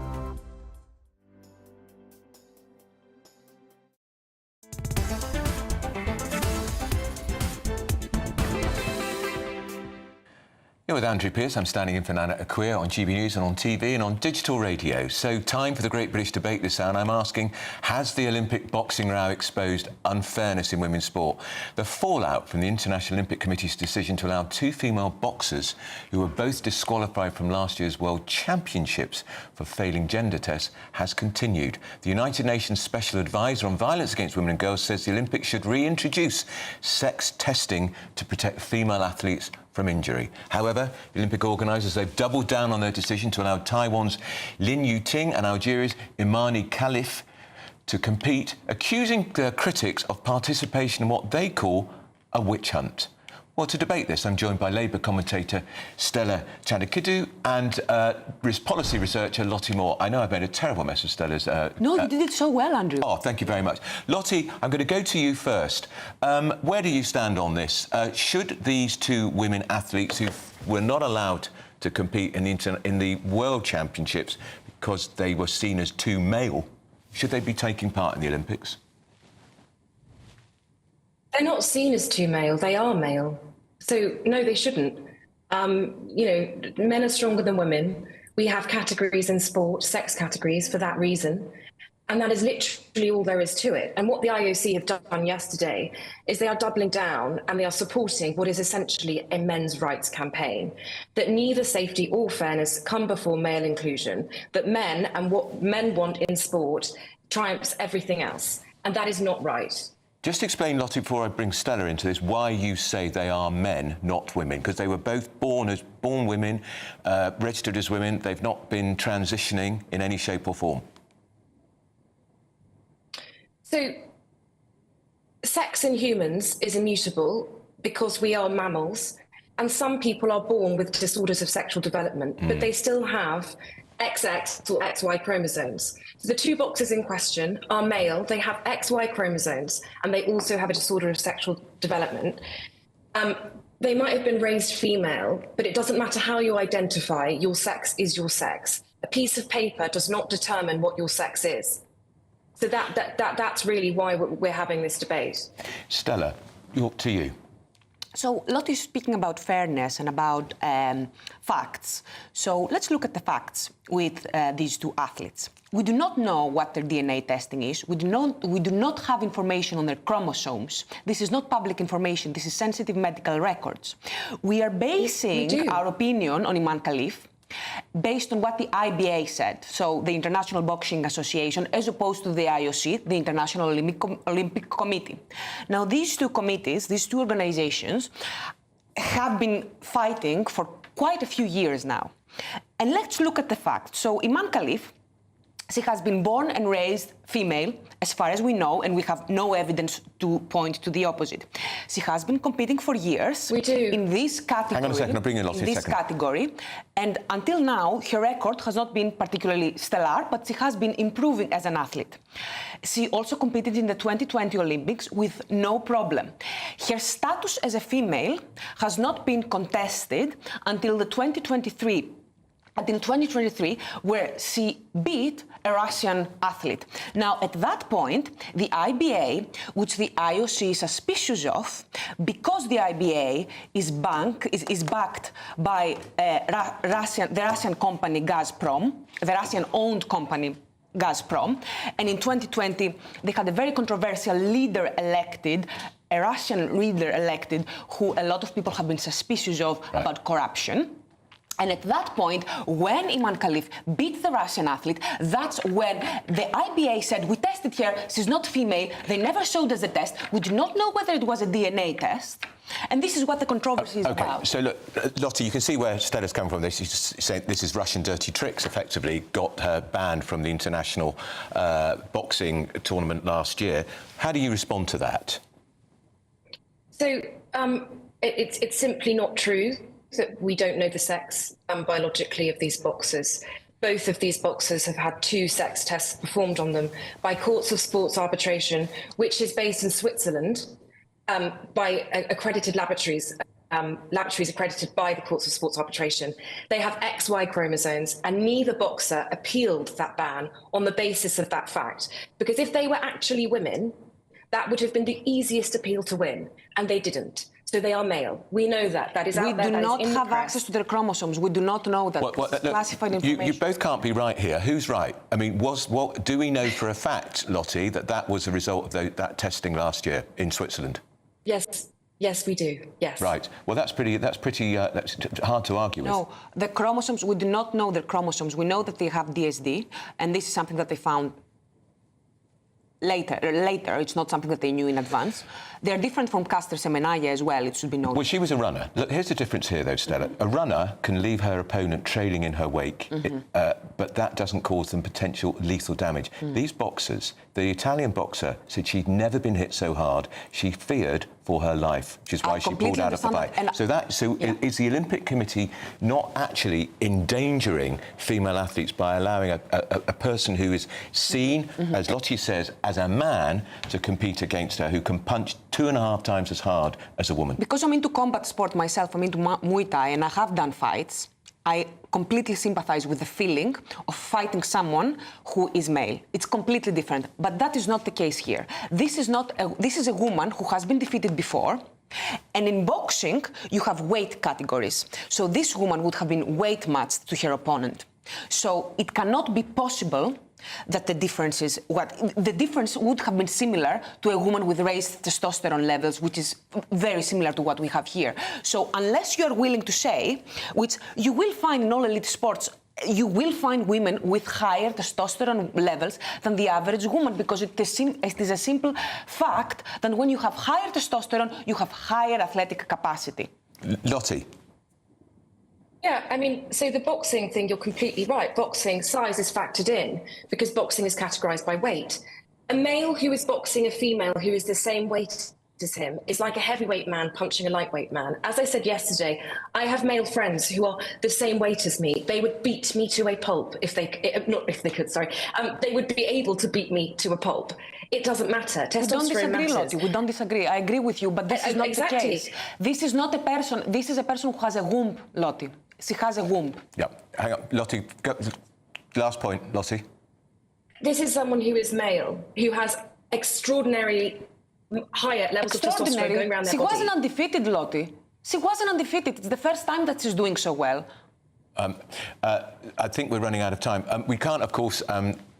There's nothing to support the idea that there were Russian dirty tricks involved in the decision to take these two athletes out of the international boxing tournament last year, just to put that on the record.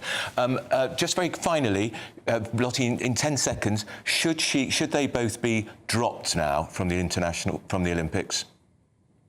Or is it too late? Absolutely, for the sake... No, absolutely. They need to be... They can compete in their own category, which is male. Otherwise, they should go. Stella, No. 10 seconds? No.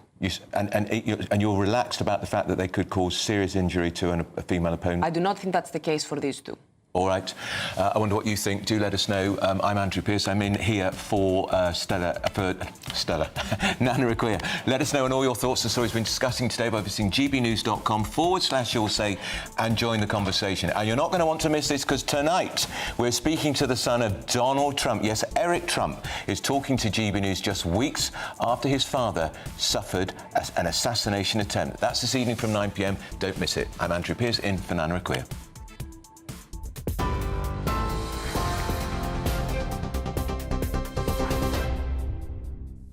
Andrew, thank you. The top stories this hour. Protests are currently taking place in several parts of the country, with ministers expected to meet to discuss the potential for further widespread disorder. Increased stop and search powers have been given to police in Liverpool city centre and surrounding areas to stop serious violence. Extra police officers have been drafted in to reassure communities. In Hull, around 100 people have gathered outside a migrant hotel being guarded by police, where a window has also been smashed.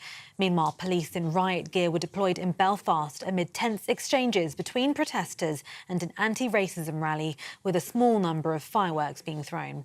Shadow Home Secretary James Cleverly has said the Prime Minister and Home Secretary need to do more to restore public order and send a clear message to the thugs.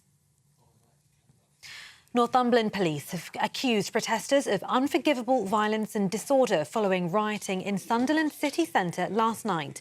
Videos posted on social media showed a former police office ablaze while a mosque was also targeted. Vehicles were overturned and set on fire as rioters clashed with officers throwing rocks and bottles. 5 police officers were injured, with 4 hospitalised and 10 people arrested for offences including violent disorder and burglary. The UK's most senior police and crime commissioner is urging the government to explain how it will solve mass uncontrolled immigration following rioting and civil unrest.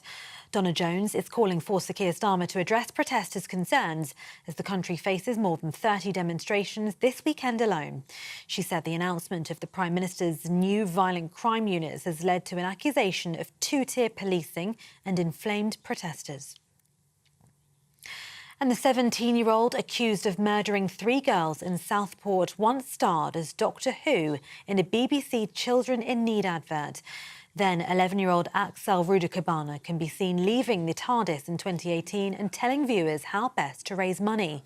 A spokesman for BBC Children in Need said they had removed the video out of respect for those impacted by the shocking case. And those are the latest GB News headlines for now. I'm Tatiana Sanchez. More from me in half an hour. For the very latest GB News direct to your smartphone, sign up to News Alerts by scanning the QR code or go to gbnews.com/alerts.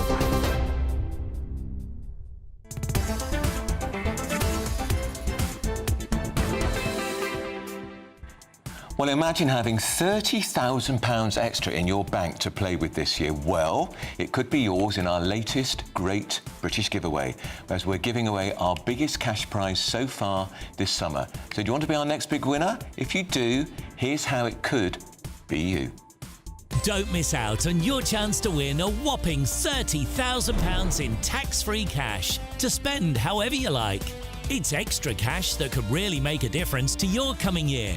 You could find yourself on that holiday you've always wanted to take, buy that treat that always seemed out of reach, or just send some of those day-to-day financial stresses packing. £30,000 could be yours. For another chance to win £30,000 in tax-free cash, text CASH to 63232.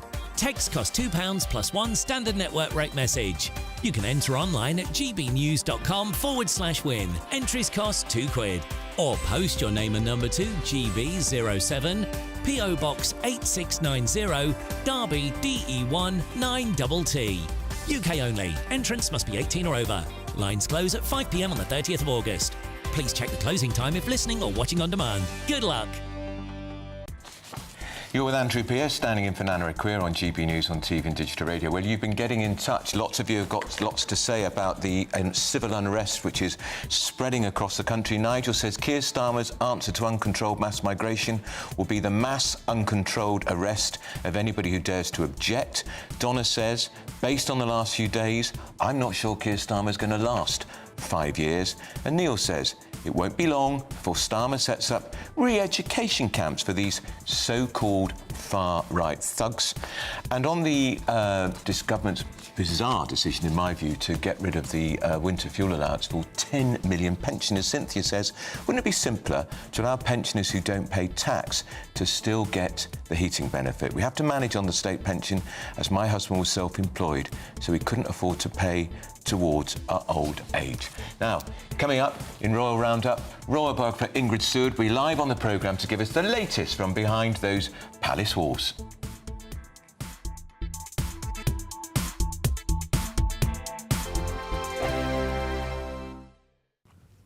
Hello there, welcome to your latest GB News weather forecast from the Met Office. It starts to turn more unsettled over the next few days, particularly across the northwest of the UK, with some heavy rain in the forecast, particularly by Monday. But for now, we do have weather fronts across the English Channel, giving some outbreaks of rain here. England and Wales generally dry with some sunny spells, early rain clearing, but a scattering of showers for Northern Ireland and Scotland as we end the day. But generally overnight it turns drier for a time, but then thicker cloud will bring patchy rain in across Northern Ireland, western parts of Scotland. Generally stays dry across England and Wales. For everyone, temperatures staying in double figures, but lower than recent nights, so a little more comfortable for sleeping.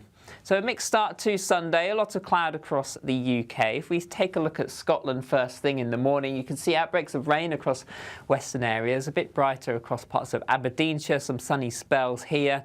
The rain extending into parts of Northern Ireland, western parts of northern England too, but generally light and patchy. Some bright skies down the east coast of England, and then some hazy sunny spells across parts of England and Wales. But the cloud thick enough even across parts of Wales over the high ground for 1 or 2 splashes of rain. As we move through the day, we'll continue to see outbreaks of rain pushing into Northern Ireland, northwestern parts of Scotland. Some heavier bursts possible at times, a few showers developing across the rest of Scotland into northern England, perhaps Wales later as well. The best of any brightness holding on across east and southeast England. Here temperatures rising to around 23 or 24 Celsius. For most, nearer to average, though feeling cooler than recent days, highs around 18 degrees. As we go into the evening time, some heavier rain developing across parts of Northern Ireland into western parts of Scotland, which will continue through into Monday as well. Met Office warning in force here for that heavy rain, followed by showers as we head into Tuesday and Wednesday. Temperatures starting to come down too. Join me, Camilla Tominey, for a frank and honest discussion with those in power that cuts through the spin and gets to the heart of the issues shaping our nation. You haven't confirmed that you want to stand as leader, but you haven't ruled it out either. This report basically says that he's not fit to stand trial. Is he indecisive? Incompetent? I deliver the dose of reality Westminster needs. That's the Camilla Tominey Show at 9:30 every Sunday on GB News, the People's Channel, Britain's news channel. Good afternoon, Britain. Your lunchtime update on the stories that matter across the UK.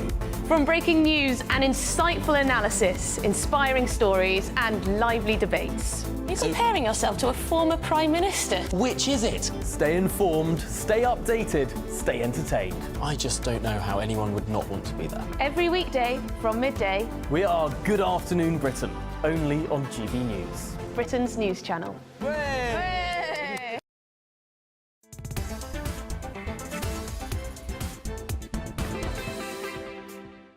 Welcome back with Andrew Pearce, who's standing in for the legend that is Nana Akua on GB News and on Digital Radio. Well, the panel are back to talk the Great British Debate this hour, and it's an issue I'm really vexed about. Look, I don't do sport, really, but I think the Olympic boxing row has exposed, or do you agree, unfairness in women's sport. The fallout from the IOC's decision to allow 2 female boxers who were both disqualified from last year's World Championships, that's by a different sporting organisation, for failing gender tests has continued. The United Nations Special Advisor on Violence Against Women and Girls says the Olympics should reintroduce sex testing to protect female athletes from injury. But guess what? The Olympic organisers, they've doubled down on their decision to allow Taiwan's Lin Yuting and Algeria's Imani Khalif to compete, accusing their critics of participation in a witch hunt against them. Unfortunate expression to use, frankly, a witch hunt. Well, let's see what the panel think. They're back, of course. The broadcaster and columnist Lizzie Cundy, a former Labour Party advisor Matthew Laza. Lizzie, the woman in the room. Disgraceful. I think the Olympic Committee need to hold their heads in shame. I was actually horrified watching it. I found it very difficult to watch. And you can see the physicality, you know, of this. It's Khalif. I mean, the Algerian is like a towering mountain. Towering, it's unbelievable, and the capacity, the muscle mass, you know, everything about the power was extraordinary and frightening. And what are we trying to do? Erase women out of sport? It isn't fair.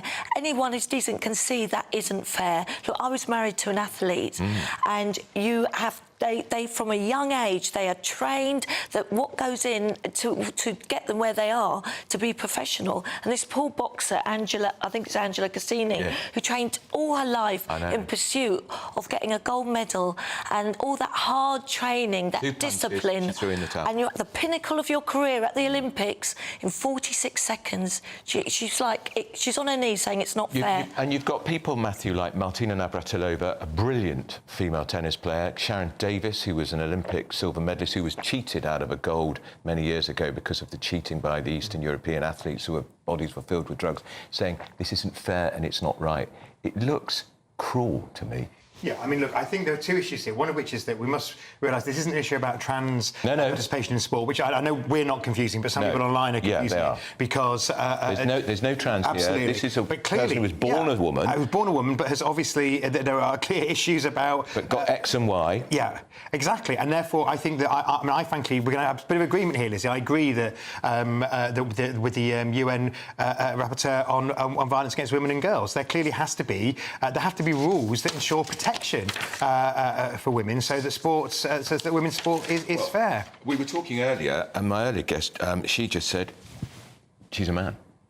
Yeah, well, I mean, she was born a woman. She's lived as a woman. She isn't actually undefeated. She has lost some fights in the past, but clearly there needs to be, before each competition, there needs to be a set of rules. Which I mean, gender test. I mean, I don't quite, because obviously she was born a woman. But it needs to be about, you know, part of the performance-enhancing drugs testing regime. I'm not saying that she's been using performance-enhancing drugs, but you know but part of that testing regime needs to make sure that that people are competing on a level playing field. In 2023, in the World Championships, Khalif was told she couldn't fight. That's right. And the International Boxing Association said no way. So why didn't the Olympics Committee take on board that? Why aren't they doing a simple swab test that you can do, which is so easy and simple I mean, it's to totally do the testosterone? Because there was one rule then and a different rule now. I couldn't have played football against my ex-husband. You know, it was totally different. Or tennis, he was faster, stronger. You know, the muscle mass, everything, lung capacity is totally different. This is shocking. This has gone on, and I think the Olympic Committee have got a lot to answer for. And what's worrying me? Who's going to be the next opponent? What's going to happen to the next one? In my view, I think. How many more broken noses? I think the opponent should refuse to fight her. Now, this show is nothing, of course, without you and your views. So we are now going to welcome one of our great British voices, none other than Miranda Richardson from Northamptonshire. Miranda, good afternoon to you. Very nice to see you again. Afternoon, Andrew. Where are you in this great debate? Should she or shouldn't she be fighting women? OK, I'm at the point that stop the bus, I want to get off, right? We have so many gender rows about what is male and what is female.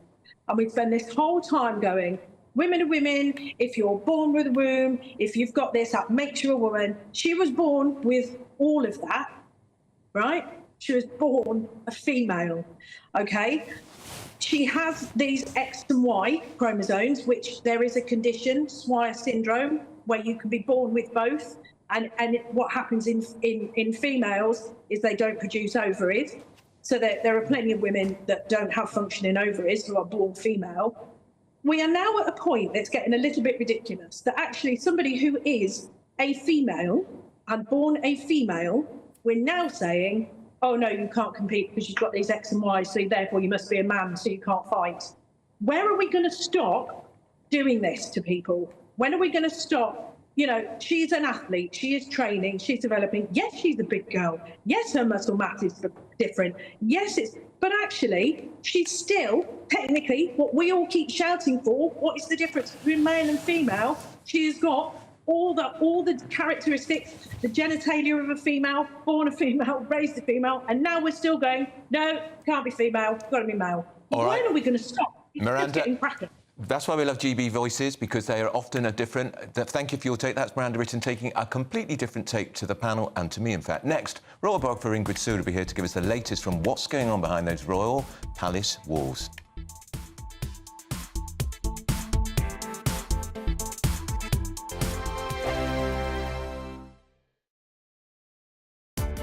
Welcome to State of the Nation, daily plunge into the stories shaping our country. I'm Jacob Rees-Mogg, and Monday to Thursday we bring you the insights, the facts, the truth about how our country is being governed. Because what happens in Downing Street matters down your street. Tune in to State of the Nation every Monday to Thursday, 8 to 9 o'clock. Only on GB News, the People's Channel, Britain's news channel. This is GB News, Britain's news channel. Prince Harry, he's back again. He's reignited the row over Meghan Markle's shattered relationship with Britain. In an ITV interview aired last night, he explained why he still feels it's too dangerous to bring his wife back to the UK. It's still dangerous, and all it takes is one lone actor, one person who reads this stuff to act on what they have read. And whether it's a knife or acid, whatever it is, and these are things that are a genuine concern for me. It's one of the reasons why I won't bring my wife back to this country. So will we ever see Meghan Markle back in Britain? I'm delighted to welcome the former royal correspondent at the Daily Express, Richard Palmer. Well, I think there is certainly a history of far-right extremists targeting Harry and Meghan. You know, there have been a couple of quite prominent cases, I think.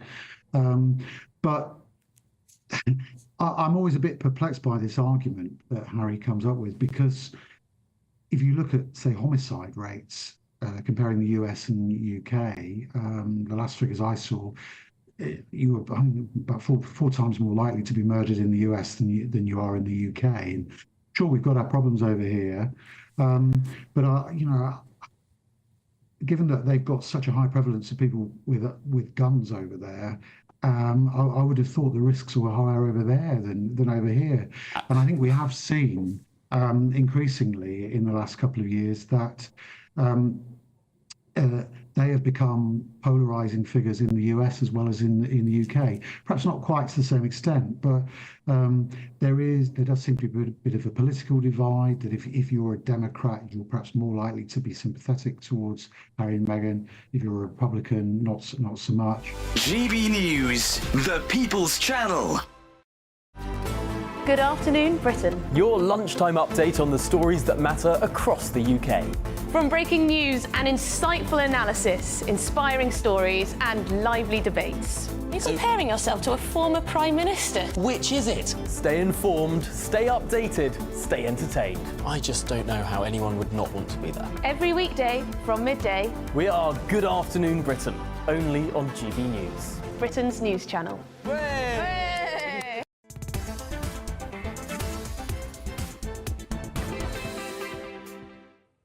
Welcome back with Andrew Pearce standing in for Nana Akua on GB News and on digital radio. Well, there's always something going on in the royal household, and this week has been no different. Who better to take us through it than royal biographer Ingrid Seward. Ingrid. Nice to see you. And to see you too. She's extraordinary, isn't she? The indefatigable Princess Anne, in the thick of the Olympics, handing out prizes, enjoying herself, because, of course, she was a great sportswoman in her own day, wasn't she? Yes, she was, and she's president of the British Olympic Association, and she's been in that position for 40 years. So she's very involved in the Olympics, and I love the way she's just so businesslike. You know, other people would be flinging their arms around our gold medalists, and there's the Princess Royal, just, you know, with her sort of really old-fashioned dark glasses on and her suit, looking really proper, and she's handing out the medals, you know, at the most exciting moments of these girls, many of them lives, and she's quite po-faced. But what we don't know is what she says is so good. She's great face to face, but she will not play to the cameras, and she won't do anything tactile. It's never been her style, has it? Not her style, and I rather love her for it. And I love that her hair is always exactly the same.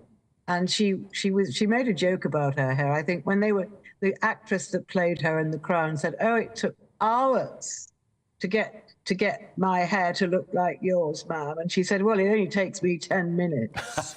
And I just think she is great.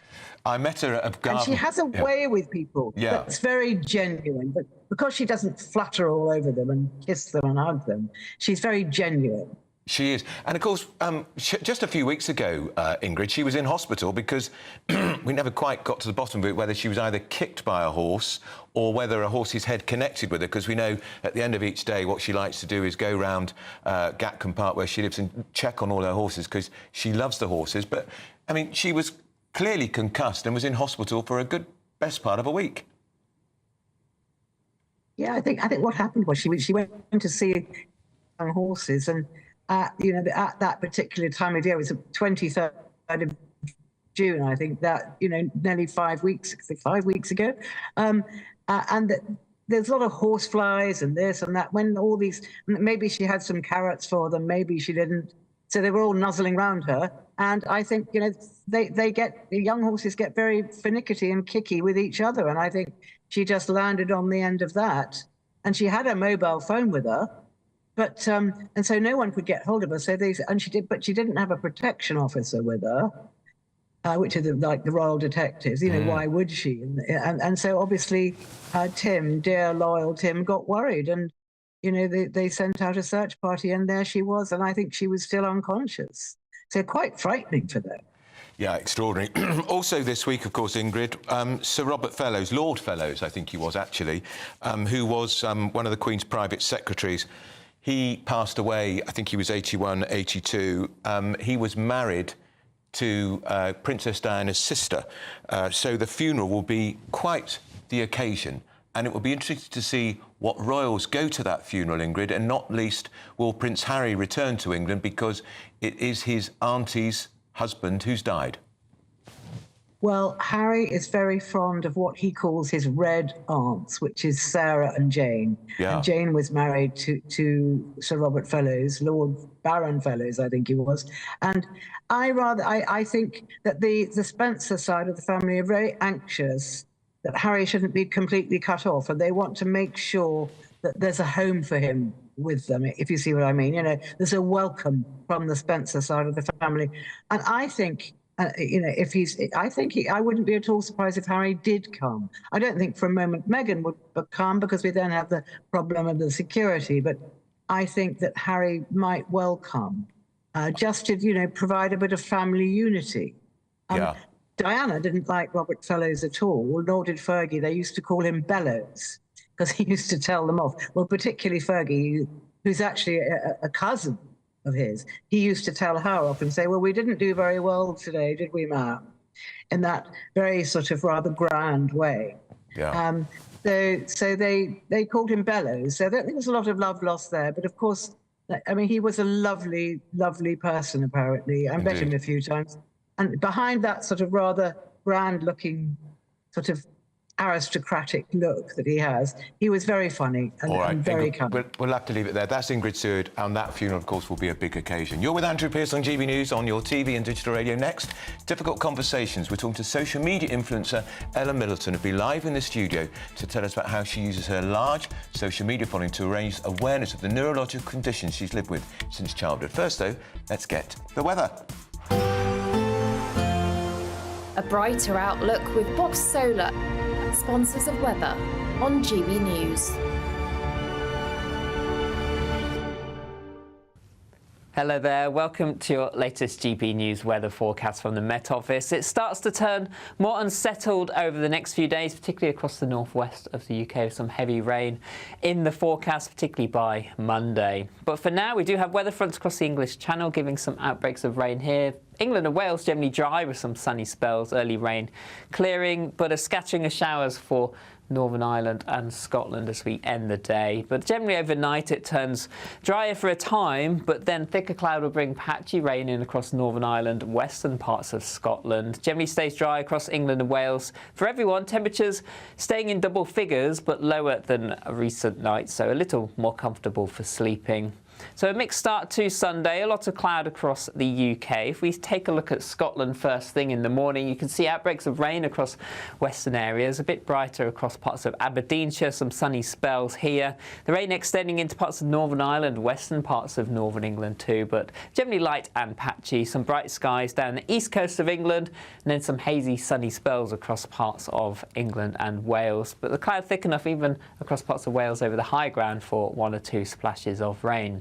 As we move through the day, we'll continue to see outbreaks of rain pushing into Northern Ireland, northwestern parts of Scotland. Some heavier bursts possible at times, a few showers developing across the rest of Scotland into northern England, perhaps Wales later as well. The best of any brightness holding on across east and southeast England. Here temperatures rising to around 23 or 24 Celsius. For most, nearer to average, though feeling cooler than recent days, highs around 18 degrees.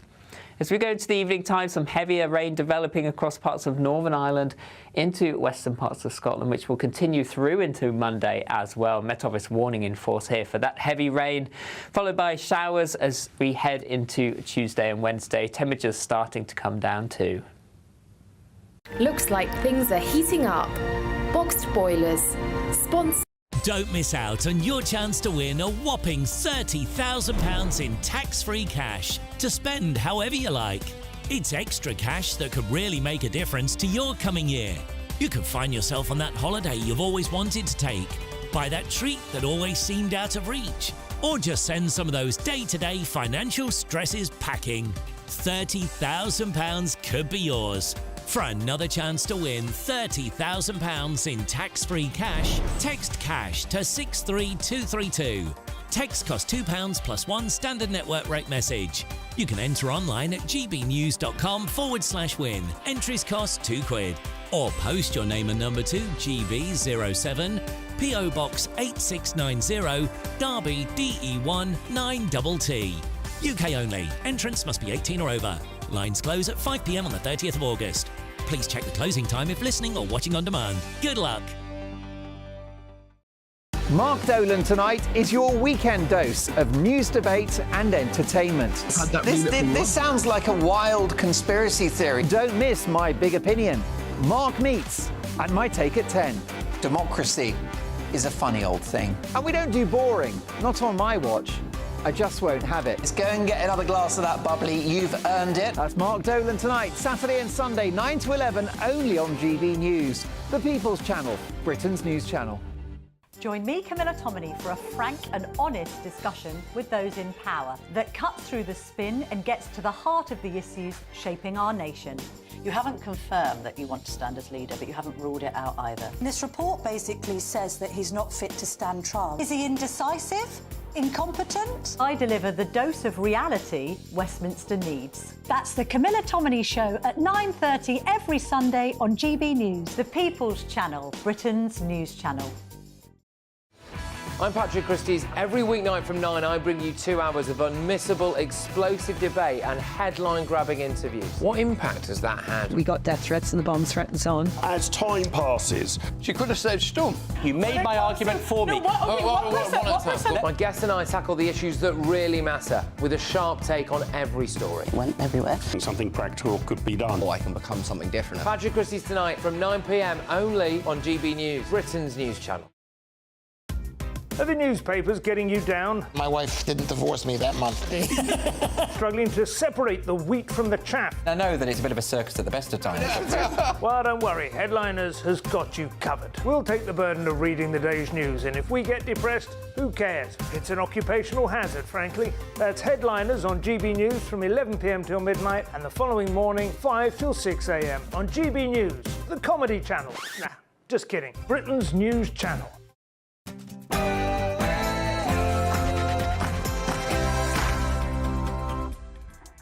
This is GB News. I'm Andrew Pearce, standing in for Nana Akua. Joining me today is the broadcaster Lizzie Cundy and former Labour advisor Matthew Laza. Firstly, we've been talking about all the controversy surrounding her in the last hour. Well, the Algerian boxer Imani Khalif is into the women's 66-kilogram boxing semi-final after beating Hungary's Anna Lucia Hamori. But still to come. Difficult conversation. Today is content creator and dystonia campaigner Ella Middleton. As you can see, Ella's never let her condition get the best of her. She works hard to raise as much money as she can for research into the condition and to make people aware of it. Also, the Great British Debate this hour, I'm asking, should Hugh Edwards, you know who he is, the BBC broadcaster that was, give back the £200,000 he was paid after he was arrested for those serious pornography offences? This week, the former BBC broadcaster admitted to 3 charges of making indecent photographs of children, some as young as 7. Arrested back in November, he went on to earn an estimated £200,000 for resigning on medical grounds. Send your views and post your comments by visiting gbnews.com/yoursay.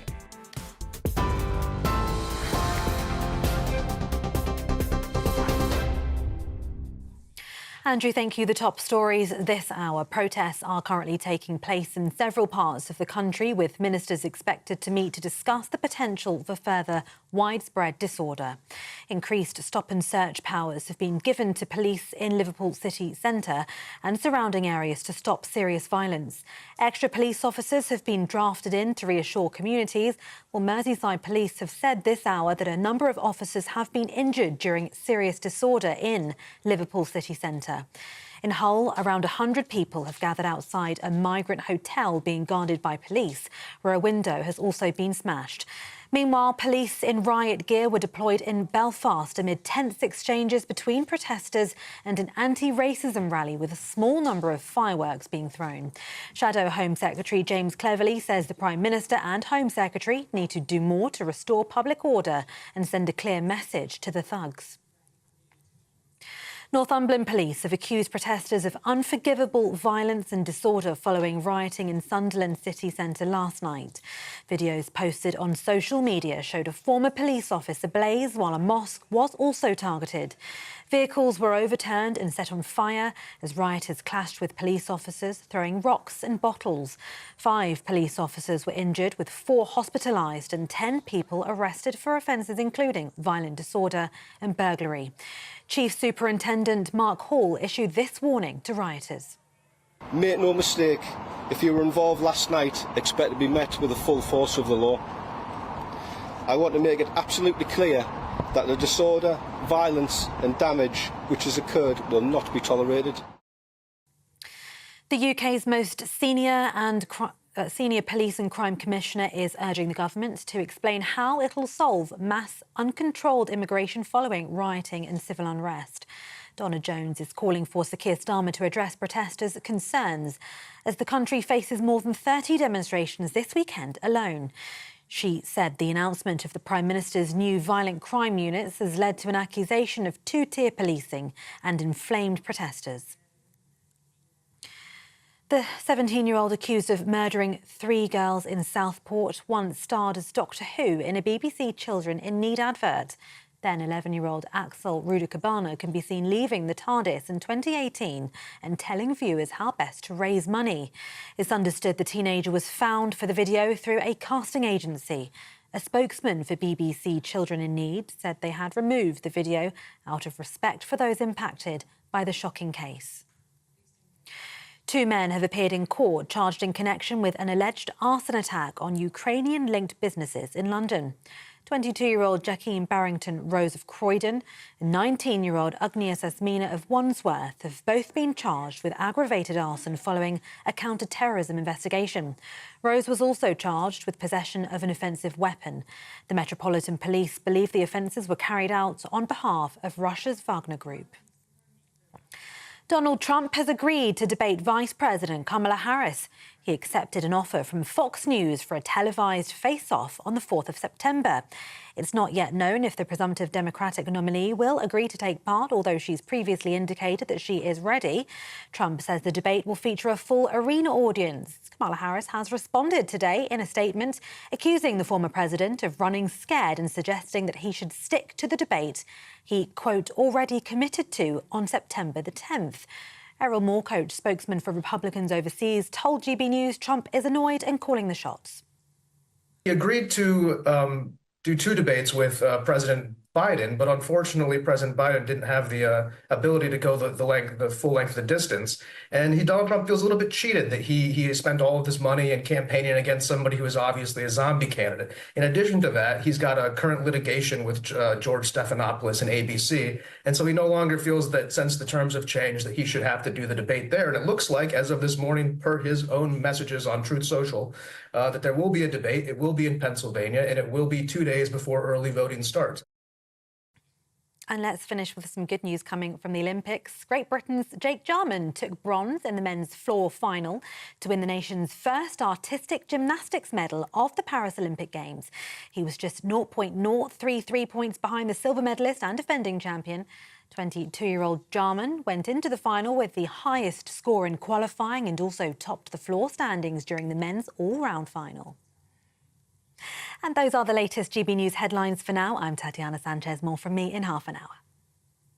For the very latest GB News direct to your smartphone, sign up to News Alerts by scanning the QR code or go to gbnews.com/alerts. Hello and welcome. You're with Andrew Pearce, standing in for Nana Akua on GB News across TV and digital radio.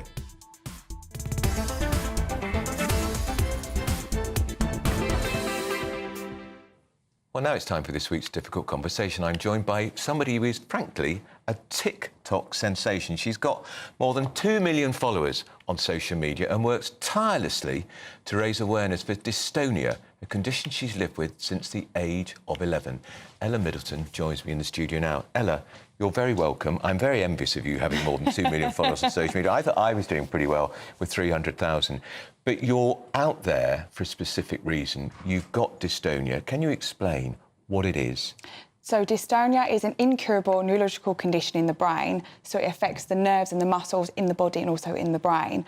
So I unfortunately had a horse accident when I was 11, a tragic accident, freak accident. We all have them. And it made me who I am today. It changed my life massively, but it's 100% made me the woman that I am today. So you suffered brain damage as a result of the fall, did you? Yeah, so it's like, it wasn't really brain damage. It was like, it was bruising to the brain. Yeah. And it was like trauma, so like trauma to the brain, which then caused the condition. So you can get dystonia where you're born with it, so generalised dystonia. But I, unfortunately, wasn't born with it. Mine was through an accident. So basically what happens is the nerves in the brain become faulty or die over time. So then your signal in the brain then obviously dies and obviously doesn't work anymore. So that's why I have like abnormal limbs, I have a little tremor, I have chronic pain, and that's why I have loss of feeling and stuff, because it's to do with the signal in the brain that has died and the muscle that is deteriorating. So then you lose all the momentum, the movements and stuff and the sensations. So it's a multitude of things. And you smile and you look great. Thank you. So do you. But I mean, is the muscle deterioration going to continue? Correct. So unfortunately, there is no cure for my condition. So it affects 1 in every 100,000 people in the UK, which is so rare, because when I got diagnosed with dystonia, I thought it was a country at first because of like Estonia. But yeah, unfortunately, at the moment, there is no cure for dystonia. But I'm hopeful one day, with all the fundraising everyone does and getting it out there and sharing it with the world, I am great. I'm hopeful that there will be a cure. And you are, what is now modern parlance, you are an influencer. Correct, yeah. Just explain to some people what that means. So to me, I class an influencer. You basically show who you are, have fun, basically talk waffle behind a screen and raise awareness, do whatever you want to be, but share who you are as a person, your beauty, your naturalness, everything you want to be in life, you're sharing yourself. And that's what I think an influencer is. Personally, everyone has a stigma against an influencer, but it is a job. We do earn money, but also it's a job that I love doing because I get to spread awareness. I meet amazing people like yourself and everyone else here. And it's like, you're fulfilling dreams in a job that means so much to me. And why is it? Because dystonia isn't very well known, clearly, because it only affects 1 in 100,000, as you said. And are the majority of those people who've got it, were they born with it, or did they have an accident like you? Yeah, so it's all very different. So, like, some people can be born with it, because obviously there's generalised. But with dystonia, so I have fixed functional dystonia. So what that is, it affects all my body. So it affects, like, my brain, it affects my arm. That's why I've got Karen the Claw. That's why I'm in a wheelchair as well, because it affects all my body. So it's not just one part. But there is dystonias out there that are in just, like, the jaw, or they're just in the head, or they're just in one arm. So dystonia is like a vast of many things. It's very similar to, like, Parkinson's, MS and motor neuron disease all in one. It's very similar in them departments. But it took me over a year to get diagnosed with my condition. Did it really? Yeah, because they didn't have an absolute Scooby what was going on. So after my accident, I woke up and I said to my mum, look, I can't move my toes, I can't feel my legs. So my mum was like, oh, what's going on? And then we went through the processes of, like, testing and stuff. And my mum managed to, like, get me to a doctor and in Great Ormond Street at a very young age. And I wheeled in that day with my pops and my mum, and he went, that young girl's got dystonia. And now we're just like, what a relief that you finally got a diagnosis. How do you... So You're in a wheelchair. You're wheelchair bound now for the rest of your life, presumably, Yes. unless they find some cure. Yeah, so I'm not like paralysed, so I can't feel from the knee down and like other parts of my body. But I did rehabilitation for years to like try and do some. So I do some steps on crutches, but I have good days and bad days with it. But I am 98% of the time in the chair. Yeah, correct. Right. And what about mentally? Is it a struggle sometimes? Massively. I have days where I can't get out of bed. I have days where it's just like an absolute terror where it haunts me for could be like hours or days. I have days where I'm completely in so much pain that I can't physically move, and it's soul destroying because it's like I want to go out there, I want to smile, fulfil my dreams, wheel down the road, go meet my mum for lunch, and sometimes it isn't that easy because every day's so different and it can be so soul destroying. I did counselling for 10 years to accept who I was because it took me 10 years to accept my new life, my new condition, being in a wheelchair, being adapted, having a stigma thrown at me, being bullied because I was in a wheelchair. And it took 10 years to grasp that and think, this has made me me. Were you bullied at school? Massively, Oh, yeah. dear, I'm so sorry. Do you know, it's one of those, it made me so strong in the end because I thought, I'm not going to let them win. And now they're the ones in my DMs. Now they're the ones who want to go for lunch. I'm like, I'm OK, I'll leave that for another day. Yeah. And you say, as an influencer, you make money. How do you make that money? Because is it because you endorse products? So I basically, I work with campaigns. Yeah. I work with like all different brands and stuff. I also go live, but I also do, when I do videos, when you make videos, everyone's different. So everyone's on like different statues of pay. So everyone is very vast in all different like segments, if that makes sense. So I earn it through social media, but also throw it through like well, I can't remember what they're called now. Oh, brands, that's the word. Right. And can I be personal? Do you have a boyfriend? Not really. I'm talking to someone, but no, not really. Not at the minute, but you never know. Looking for one? Of course, yeah, of course. If anyone's lucky enough to have me. Oh, I think there'd be a queue of people. And holiday... I come with free parking. I mean, holidays, can you, I mean... Oh, absolutely. I've just come back from Ibiza in May. Right. Went to Ibiza, had an amazing time. But that's what I love. I love to go out there, share a story, and just because you're in a wheelchair doesn't stop you from being you. You can go out there, have fun, live memories, be who you want to be, and fulfil your dream and do whatever you want to do in life, regardless of being in a wheelchair or not, or a hidden or visible disability. You can go do that. And have many people with dystonia got in touch with you because of your campaigning? Yeah, that massively. That must be really... It's so rewarding. Yeah. So rewarding, because obviously it affects so small people. When I eventually have people come out to me where they've got dystonia, I'm thinking, like, it's so lovely to see that, you know, when I get messages say, Ella, you've made me get out of bed today and made me make a cup of tea or go for lunch. I'm just like, that to me is that's my inspiration. I feel like I've won the world when I have that. Because if I can make other people smile, that's what I want to do in life, make people smile and show that every disability has an ability and you can go out there and be happy and live your life how you want to live it. Well, you're making us smile. And, do you... With the condition, Ella, do you have to see doctors regularly? Yeah, so I have medical Botox every 3 months. What does that So medical Botox is basically it helps relieve the muscle. So where it's so tensed and where it's so painful and crippling, it helps remove the tension in the muscle. So I have it in my hand and I have it in my neck for my slight tremor. And what that does, that relieves the tension so I can have a little bit more mobility. It's not permanent, it's only just temporary, just to help, if that makes sense, relieve pain. But I have that every 3 months. My neurologist is in Tooting in London, and he's great. Yeah, he's really good. Unfortunately, because there isn't such a cure, when you go there, you still have that hope and you still have that what if. But I do trials. I'm on the list for trials for any new medications, any new surgeries around. And is there research being done into how to perhaps find a cure, Ella? Is that going on, the research? There is a little research because it's so small. It's so hard to get out there. Of course. It's really big in America. Is it? Yeah, in America it's really big, which you wouldn't think, but in America dystonia is bigger than it is in the UK. Is that so? Yeah, I don't know if that's because that's got a huge population, but it's definitely more there. But I was going to fly out to America to see what treatment they can provide me out there, but their treatment's no different to here. Right. It's very much the same, but their research is much bigger in America than it is here. Right. And essentially the treatment is you've got your Botox. Correct. And I'm on Parkinson's medication for my tremor and pain relief. Right. But it's just mainly trying to maintain at the moment. You can have deep brain stimulation, for some dystonias, but that's whether you fit in the category of your dystonia. Unfortunately, with my condition, with fixed functional dystonia, you can't. But I'm a firm believer there's going to come time, and it's made, like I say, it's made me me. I wouldn't have it any other way. Wouldn't have it any other way. You're so upbeat and positive. But I have days where I'm dug up and defrosted. I don't always look like this. Right. But when you have the dark cloud, it's awful. Yeah, it's soul destroying.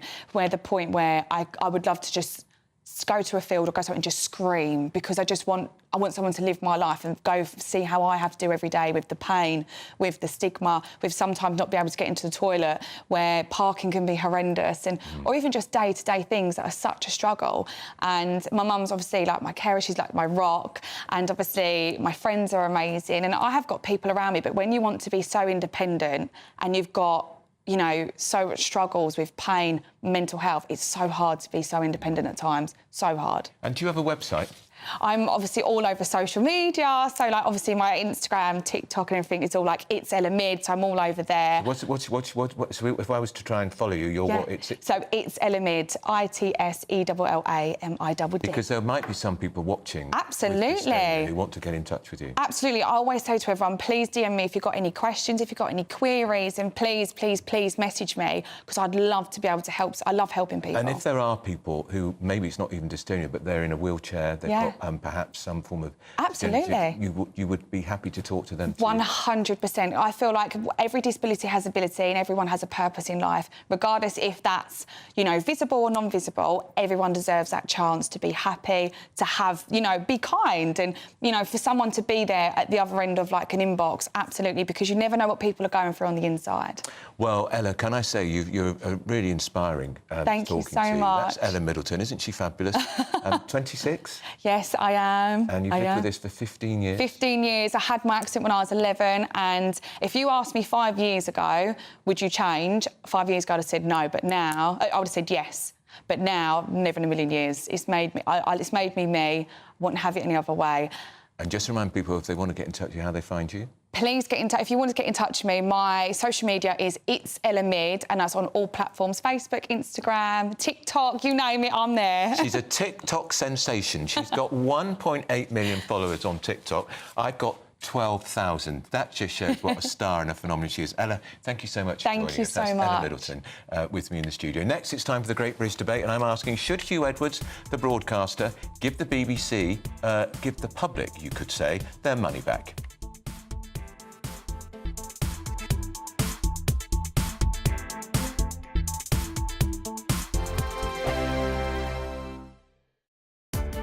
Welcome to State of the Nation, daily plunge into the stories shaping our country. I'm Jacob Rees-Mogg, and Monday to Thursday we bring you the insights, the facts, the truth about how our country is being governed. Because what happens in Downing Street matters down your street. Tune in to State of the Nation every Monday to Thursday, 8 to 9 o'clock. Only on GB News, the People's Channel, Britain's news channel. GB News Breakfast, every day from 6 a.m. Football and gambling can go hand in hand and cause long-term problems. New figures show that young adults aged between 16 and 24 who have bet over the last year are more likely to report mental health issues compared to those in older age groups. And joining us now to discuss this is Matt Burgess, who is a former gambling addict and now helps those to deal with their own gambling issues. Yeah, I think gambling is one of those things that is so accessible now.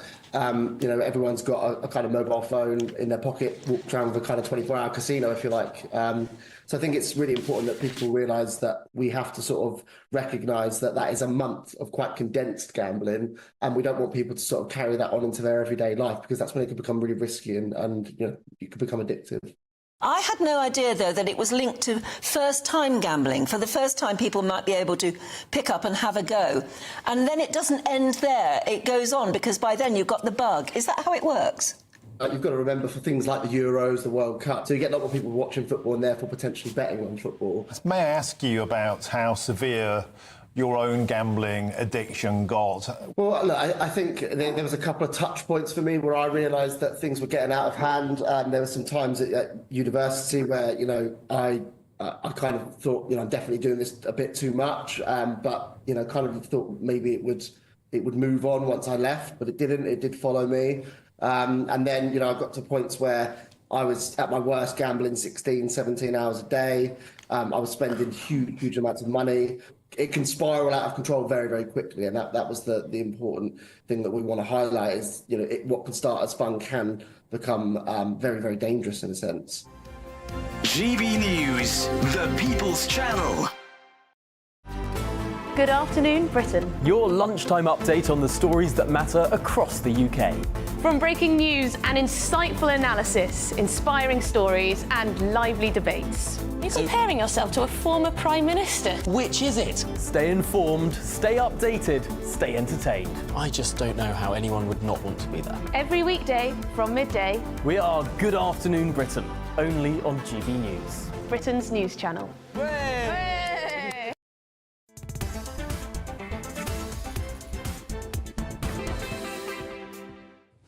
You're with Andrew Pearce, standing in for Nana Akua on GB News on TV and on digital radio. Well, time for our Great British Debate this hour. I'm asking, should Hugh Edwards give the BBC, the licensed pair, that's you and me, their money back?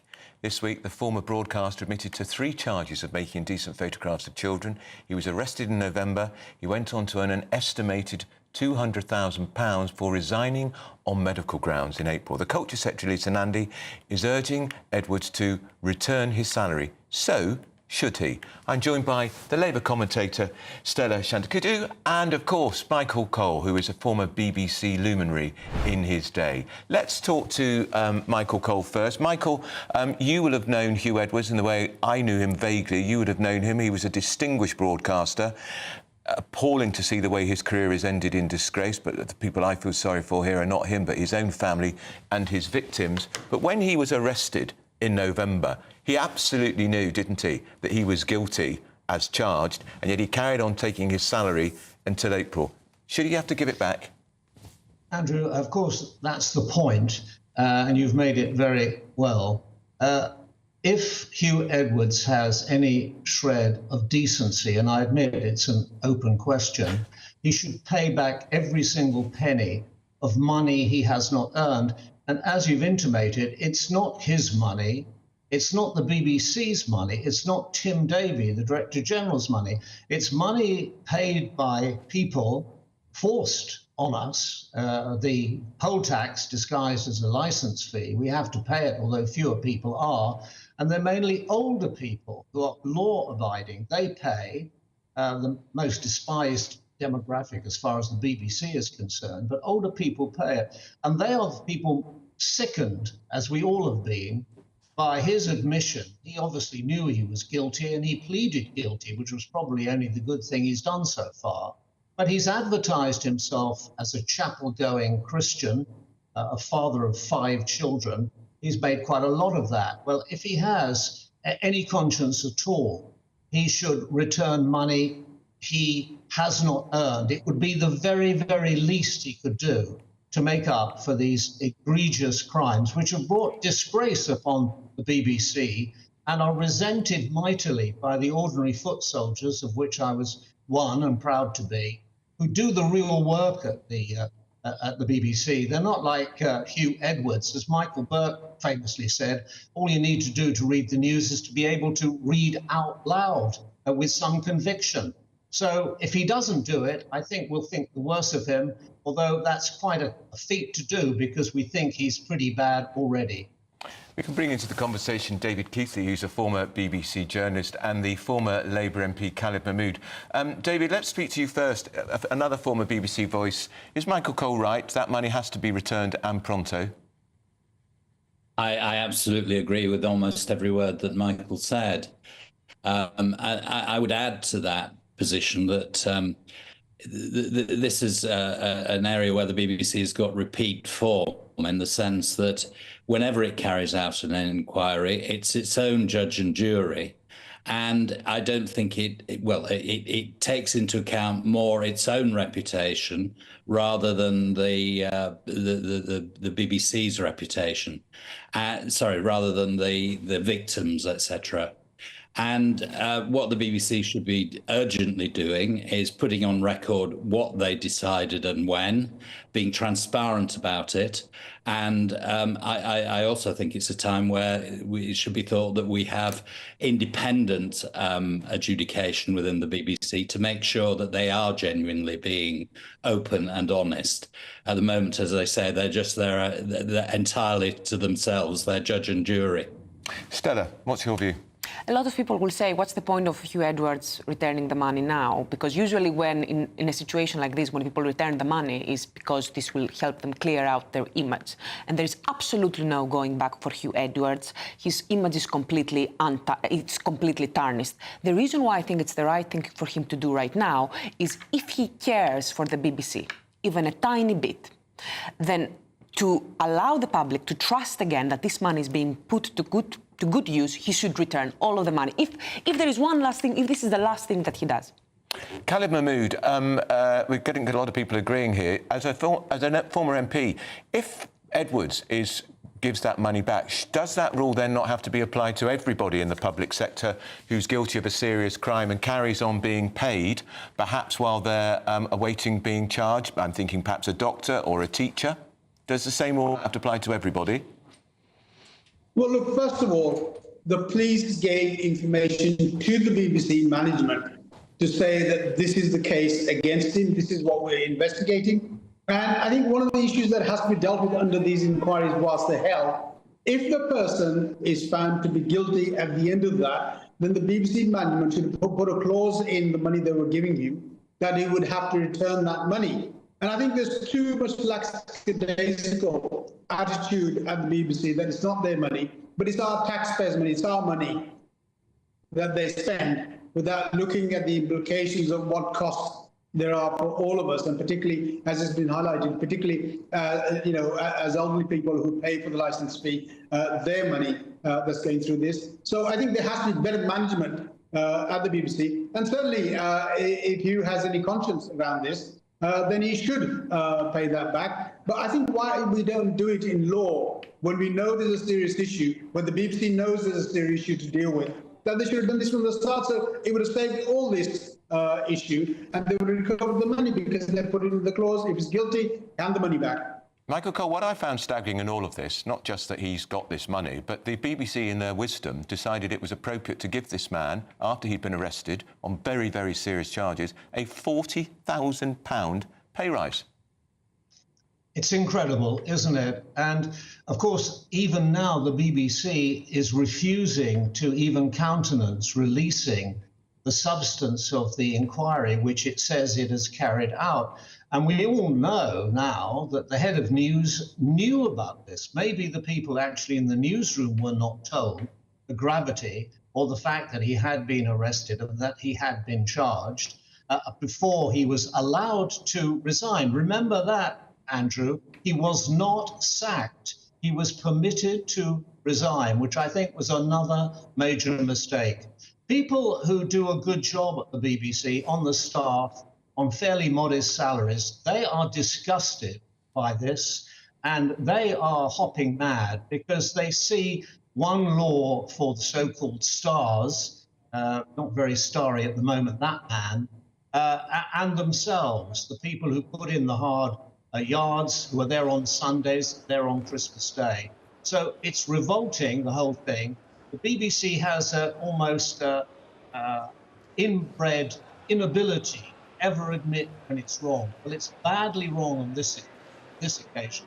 And it would do itself an awful lot of good, reputation-wise, if it came clean for once and actually went the hangout route, as they say in America, and went from soup to nuts with this whole thing and laid out what they knew, when they knew, why they didn't act. OK, David Keithley, what of that £40,000 pay rise? Did they take leave of their senses when they gave him that pay rise? I think they did, yes. I mean, Tim Davie, I think, claimed that it was an automatic pay rise, but management has got discretion in these areas. And the suspicion is that the BBC, again, always acts to protect its own rather than making sure its standards in terms of integrity are high enough. And as I say, I think it just defies belief that that £40,000 raise was given. The other area that I've been digging into a little bit, and I'm not a lawyer, but is the issue of his pension, which hasn't been mentioned yet. But he's in line for a BBC pension of £300,000 a year. Now, there are precedents in the public domain where pensions can be reduced. It's quite difficult, I gather, but I think that should be being looked at also by the BBC. Stella, just briefly, if Edwards is required to give back that money, does that rule have to be applied to all people in the public sector who fall foul of the law in the same way? It's not the same. It's not the same being a pedophile with other types of criminal acts. It is not the same, and this is why this is a situation where there is no precedent. This is why this was so incredibly different. And does he have to be treated differently because he's Hugh Edwards? No, absolutely not. It is very important that he's not treated differently because he's Hugh Edwards. So it's a simple yes or no. Should he give back the £200,000? Yes. Stella says yes. David Keithley? Yes. Khalid Mahmood? Yes. And Michael Cole? Of course. And from me, it's a definite. Thank you very much, all of you. It's very rare that we have unanimity on such a subject. Remember to let me know your thoughts on all of these stories we've been discussing today by visiting gbnews.com/your say and join the conversation. And you're not going to want to miss this tonight. We are going to speak to the son of one Donald Trump. Yes, Eric Trump is talking to GB News just weeks after his father endured that assassination attempt. That's this evening from 9 p.m. Don't miss it. I'm Andrew Pierce, in for Nana Akua. Let's get the headlines now with Tatiana Sanchez.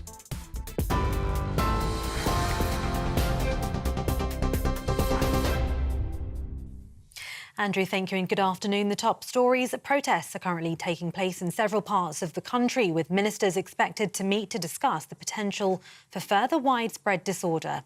Merseyside police have said that a number of officers have been injured during serious disorder in Liverpool city centre. That as increased stop and search powers were given to police in Liverpool city centre. That was to stop serious violence. In Hull, around 100 people gathered outside a migrant hotel being guarded by police where a window was smashed. At least 3 people were led away in handcuffs as demonstrators faced counter protesters in Nottingham.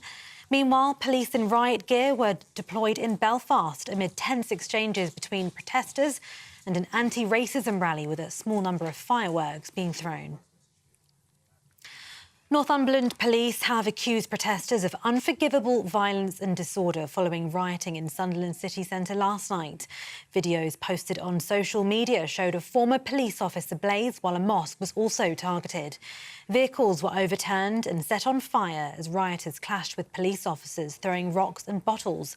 5 officers were injured, with 4 hospitalised and 10 people arrested for offences including violent disorder and burglary. The UK's most senior police and crime commissioner is urging the government to explain how it'll solve mass uncontrolled immigration following rioting and civil unrest. Donna Jones is calling for Sir Keir Starmer to address protesters' concerns as the country faces more than 30 demonstrations this weekend alone. She said the announcement of the Prime Minister's new violent crime units has led to an accusation of 2-tier policing and inflamed protesters. The 17-year-old accused of murdering 3 girls in Southport once starred as Doctor Who in a BBC Children in Need advert. Then 11-year-old Axel Rudakabana can be seen leaving the TARDIS in 2018 and telling viewers how best to raise money. A spokesman for BBC Children in Need said they'd removed the video out of respect for those impacted by the shocking case. And Great Britain's Jake Jarman took bronze in the men's floor final to win the nation's first artistic gymnastics medal of the Paris Olympic Games. He was just 0.033 behind the silver medalist and defending champion. And those are the latest GB News headlines for now. I'm Tatiana Sanchez. More in half an hour. For the very latest GB News direct to your smartphone, sign up to News Alerts by scanning the QR code or go to gbnews.com/alerts.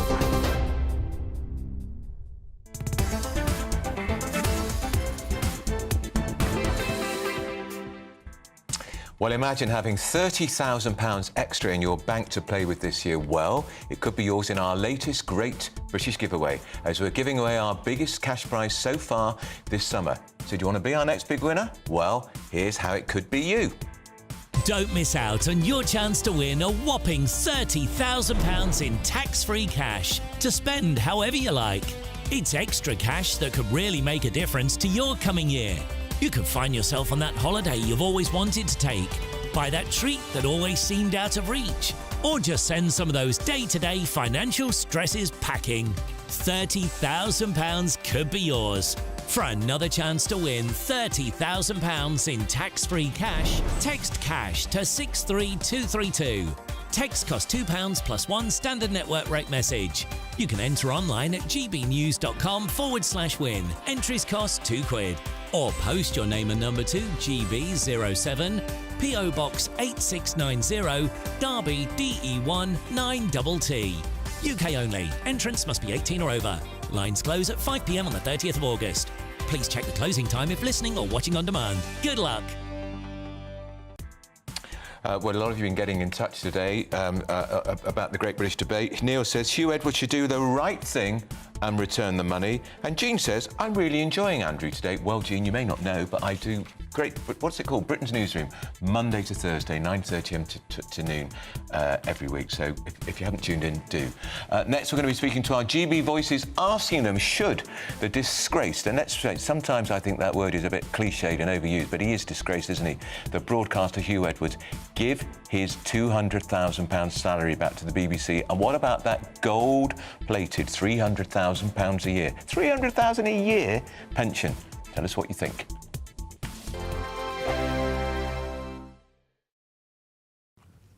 Hello there, welcome to your latest GB News weather forecast from the Met Office. It starts to turn more unsettled over the next few days, particularly across the northwest of the UK, with some heavy rain in the forecast, particularly by Monday. But for now, we do have weather fronts across the English Channel, giving some outbreaks of rain here. England and Wales generally dry with some sunny spells, early rain clearing, but a scattering of showers for Northern Ireland and Scotland as we end the day. But generally overnight it turns drier for a time, but then thicker cloud will bring patchy rain in across Northern Ireland, western parts of Scotland. Generally stays dry across England and Wales. For everyone, temperatures staying in double figures, but lower than recent nights, so a little more comfortable for sleeping.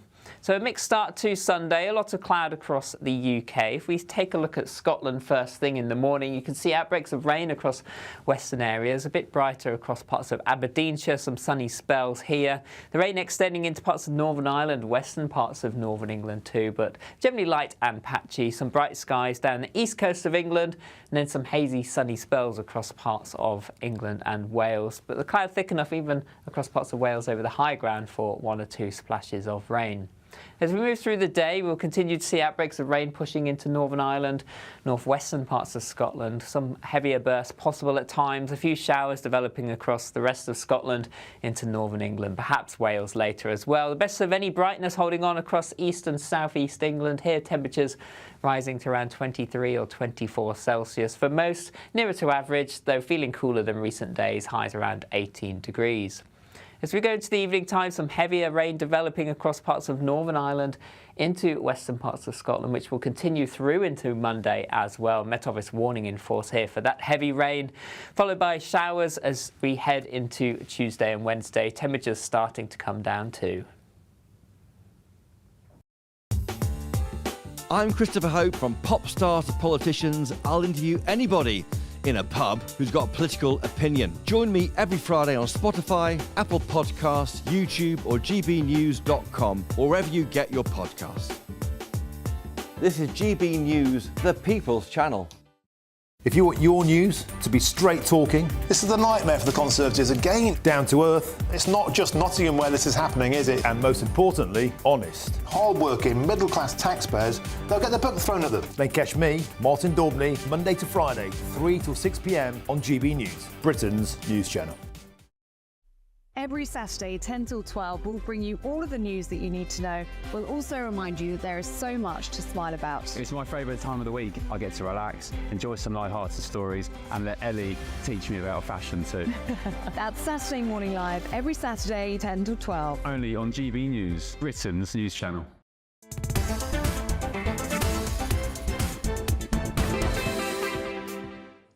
We're getting back to the Great British Debate this hour. It's a straightforward question. Should Hugh Edwards give the public their money back, £200,000? Back in the studio with me are the broadcaster Lizzie Cundy and the former Labour advisor Matthew Larter. We had a discussion there with 4 people. They all said yes. I know what you're going to say. Yeah, totally yes.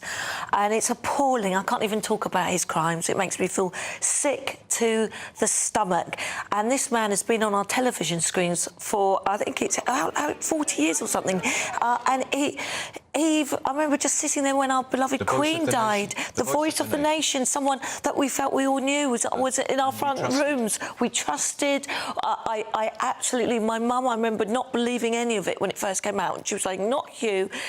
You know, everyone felt they knew him. And we all feel so let down. I'm so disgusted with what he's done. And he's the 3rd highest paid person at the BBC on 480,000. And then yet again, the BBC give him another, is it 200,000? Well, he's being investigated.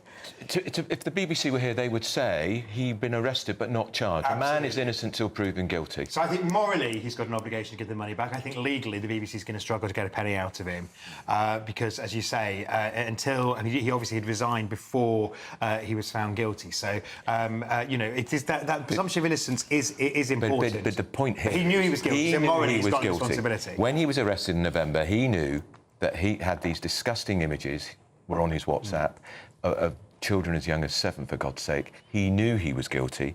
He should have resigned then because he was off work. Absolutely. Because of his mental health. Well, he has an absolute moral obligation to do that. And of course, what's really unfair is the people who gave him the benefit of the doubt when the initial issue arose, which is unpleasant, but we don't think illegal. But then, of course, when the second issue arose about the images, then he should have, you know, and he knew he was going to plead guilty. He should have resigned immediately. He wanted to hang on, and he wanted to keep his health care. And it's also, we're being told, Lizzie, but you can tell it's the BBC, a £300,000 a year pension.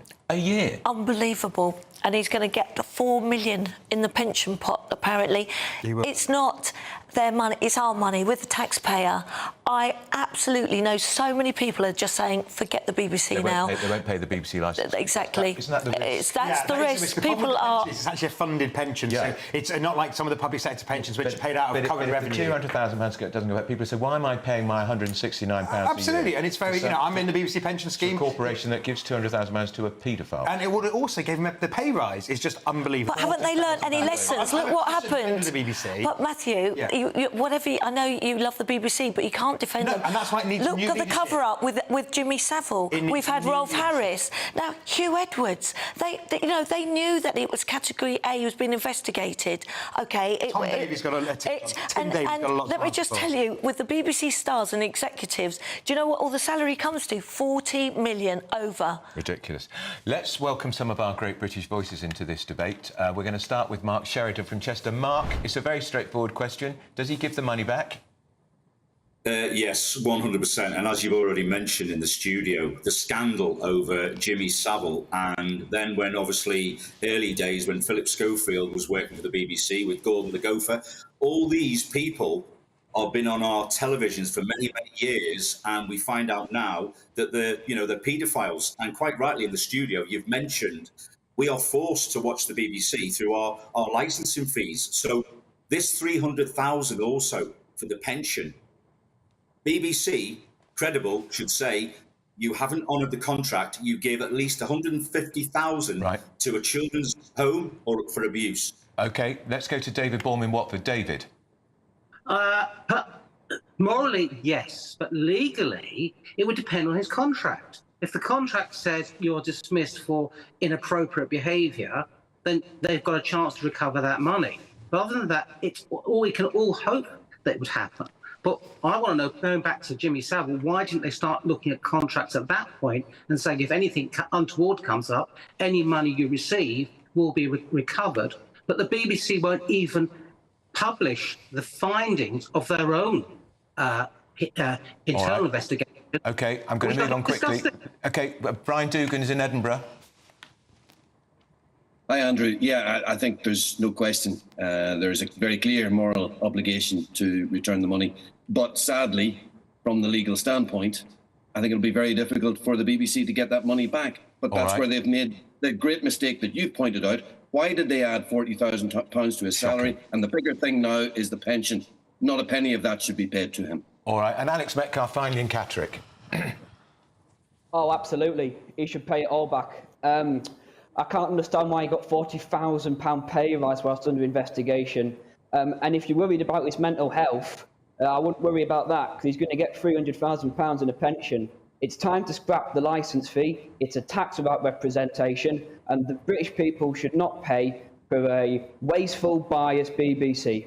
All right, well made, Alex Metcalfe. Absolute unanimity yet again on Hugh Edwards. He really does have to pay that money back, in my view. Now, coming up, my quick-fire quiz. I'm going to test the panel on some of the stories that caught their eye this week. That's coming up next.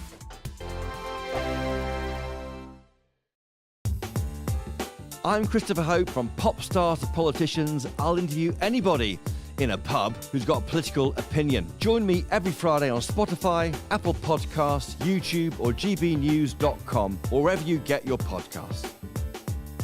This is GB News, the People's Channel. We're proud to be GB News, the People's Channel. And as you know, we always love to hear your views. Now, there's a new way of getting in touch with us at gbnews.com/your say. By commenting, you can be part of a live conversation and join our GB News community. You can even talk to me, Bev Turner, or any of the members of the GB News family. Sunday with Michael Portillo from 11, only on GB News. Welcome back to Sunday with Michael Portillo. Most people will be familiar with French artists such as Auguste Renoir, Claude Monet and Camille Pissarro, who, with others, made up the Impressionist movement of the late 19th century. But we are probably less familiar with the British contingent of the Impressionists, artists like Frank Bramley, Elizabeth Armstrong Forbes and Walter Langley, amongst many others. David Messam is on a mission to change that. I'm joined by David Messam and by Patrick Duffy, an esteemed archivist.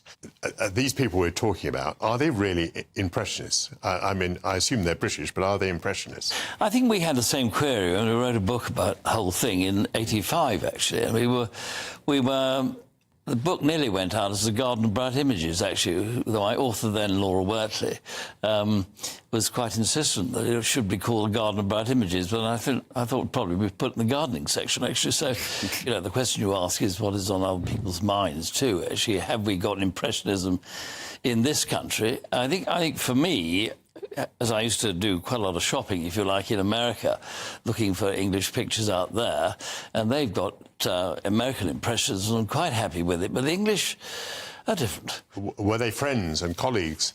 Were they collaborators with the French Impressionists? Broadly speaking, British Impressionism is, as we term it, is the post-Impressionist movement. So they were certainly inspired by the French Impressionist movement as it was, but they came later. They travelled around Europe and became attuned to plein air painting, so painting outdoors, and that's what they brought over with them. We call it British realism, but there's a focus. British realism, I kind of recognise.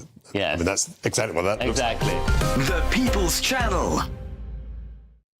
Join me, Neil Oliver, every Sunday night at 6 p.m. on GB News. And if an hour is not nearly enough for you, go to gbnews.com for special extended episodes online every Friday at 9 p.m, where we can truly get into the nitty-gritty of what's going on. GB News, Britain's news channel.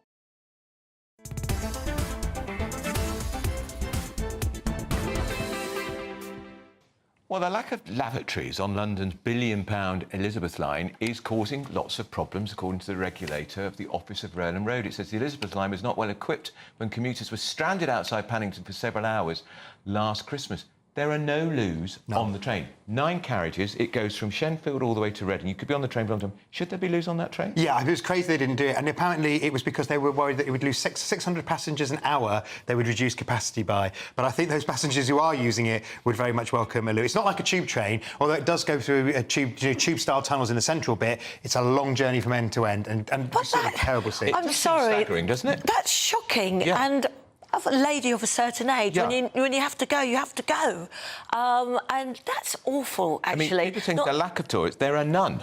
There are no loos. Yeah. So if you want to go, you have to get off. And, you have to... And you can't... And there are none, obviously, there are no toilet stations in the centre. That's extraordinary. Or as my late mum would say, tie a knot in it. Well, sometimes it's the TV presenters have to do that because, you know... No, but I have to say, I think that's pretty shocking. I mean, we pay enough on our trains, and you can't even have a toilet. You can't spend a penny after spending a lot of pennies to buy your ticket. It's not good enough, is it? And, No. And considering it is our newest line... It costs billions. Mayor of London didn't think of that. Her Majesty the Queen. Oh, well, I think that's disturbing, actually, because, you know, if you really do need to go, or if you've got a bit of a tummy trouble, or whatever reason... It's actually, as we've got an ageing society as well, which is one of the things we don't think about, sensible things that make life easier as we get older. Now we're going to go into our quiz. It's going to be an Olympic special, which means I'll have no answers at all. I've lost. So here we go. We've got Lizzie Cundy still with us, and of course Matthew Larser here. We're going to hear the first question. Let's hear your buzzers first. Right. Andy Murray played his last professional tennis match at the Paris Olympics, but who was his doubles partner? Jamie Murray, his brother. No. Cameron... No, both wrong. It was Dan Evans. Oh, of course. Right. Of course, and his last one, what's he going to do next? So, next question. Closest answer. Team GB have had their strongest ever start to the Olympics, achieving 10 golds in 8 days. But how many bronze medals have we won? 12. 12? 14. Spot on to Lizzie Cundy. Woohoo! Open question. Team GB's Harry Charles was part of the gold medal-winning equestrian team yesterday. His dad, Peter Charles, has also stood on the top of the podium in the same Olympic events. But what year? 1980. Go on. 1984. 2012. Oh. Now, Lizzie Cundy's still in the lead. True or false? Is Team GB's Duncan Scott the most successful Scottish Olympian after winning silver in the 200 metres swimming medal? Lizzie first. True. I'm going to say false, but I think it's true. It's true. He overtook cycling legend Sir Chris Hoy after winning his 8th medal. Hoy does have more golds, though. So Lizzie is now 2-0 up.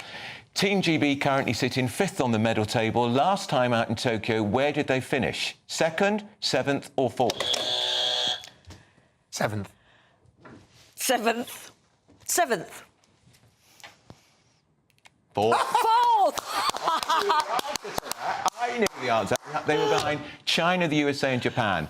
On today's show, we've been asking, has the Olympic boxing now exposed unfairness in women's sport? According to our Twitter poll, 95% of you say yes, and just 4.3% of you say no. And on whether Hugh Edwards should give the BBC their money back, a whopping 91.5% say yes, and just 8.5% of you say no. So thank you to my panel. Lizzie, thank you. You won. Great, thank you. Thank you. It's You about won time. quite clearly. Yes, Do you I'm not very, normally very win the happy. quiz? Well, no, I do She lost on regularly. football, which is she's never lived down during the World Cup. I lost on football. Literally married into football. That's a very famous football. That was my I know. I can't live it down. And what do you know about football? Very little, but I Nothing. won. Nothing. And what do I know about football? Absolutely. I think we know about the same. Yeah.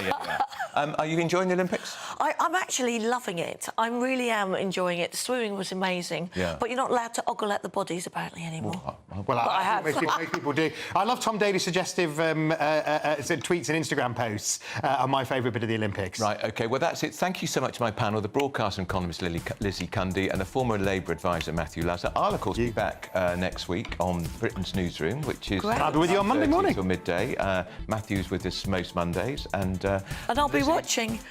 I'm going to a little time away next week, but I'll be watching it. And I want to thank you most of all at home for your company. Nana Akua will be back with you next weekend. But now I'm going to leave you with the weather forecast. There is talk there could be some rain coming. What's happened to the heat wave? Maybe it's no longer. At least it means we won't have to water the plants. See you soon.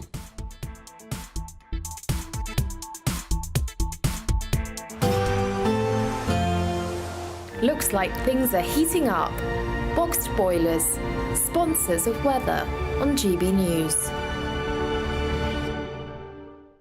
Hello there, welcome to your latest GB News weather from the Met Office. It turns increasingly unsettled over the next 24 hours or so, particularly across the northwest of the UK. And that's down to an area of low pressure just sat to the northwest, bringing outbreaks of rain, stronger winds. The rain turning increasingly heavy by Monday across western Scotland. The Met Office warning out there could be some local disruption. A fairly quiet end to Saturday and into the early hours of Sunday, though cloud does thicken across parts of Northern Ireland, western Scotland later, with some patchy outbreaks of rain here, but for most it will be dry. Temperatures are largely staying in double figures, but a bit more comfortable for sleeping compared to recent nights. So Sunday morning, cloudy picture across western Scotland first thing, outbreaks of rain here, but brighter towards the northeast, the Northern Isles as well, seeing plenty of morning sunshine. The cloud extends across parts of Northern Ireland, western parts of northern England too, with outbreaks of rain, though largely light in nature. Drier further south and east across the rest of England and Wales, just perhaps one or two light showers, some hazy sunshine in places too. And as we head through the day on Sunday, we'll see further areas of cloud and rain pushing northeastwards across parts of Northern Ireland, Scotland, perhaps northern England too. Much of the rest of England and Wales largely staying dry, but there will be quite a lot of cloud around, perhaps one or two showers. Best of the sunshine across southern and southeastern areas, temperatures here reaching around 23 or 24. Cooler further north and west you go, 16 or 17. With breezy conditions across western Scotland. On Monday, we can see heavy rain across Northern Ireland, Scotland, some local disruption possible due to that heavy rain through the day, with the Met Office warning out until around 9 p.m. Drier further south and east, temperatures are reaching around 26 or 27, so feeling a little warmer, then cooler and more unsettled later in the week. That warm feeling inside from Boxed Boilers, sponsors of weather on GB News. I'm Patrick Christie's. Every weeknight from 9, I bring... We could be calling you with the news that you've won our latest Great British giveaway. An incredible £30,000 in tax-free cash. David from Kent was our last big winner. Listen to what he had to say about getting that winning call. Hi, I'm David from Kent and I won £15,000 and it couldn't have come at a better time. I was gobsmacked. What have you got to lose for what it costs? In fact, I've done it again this week, so I'd recommend it to anybody. For another chance to win £30,000 in tax-free cash, text CASH to 63232. Text costs £2 plus one standard network rate message. You can enter online at gbnews.com/win. Entries cost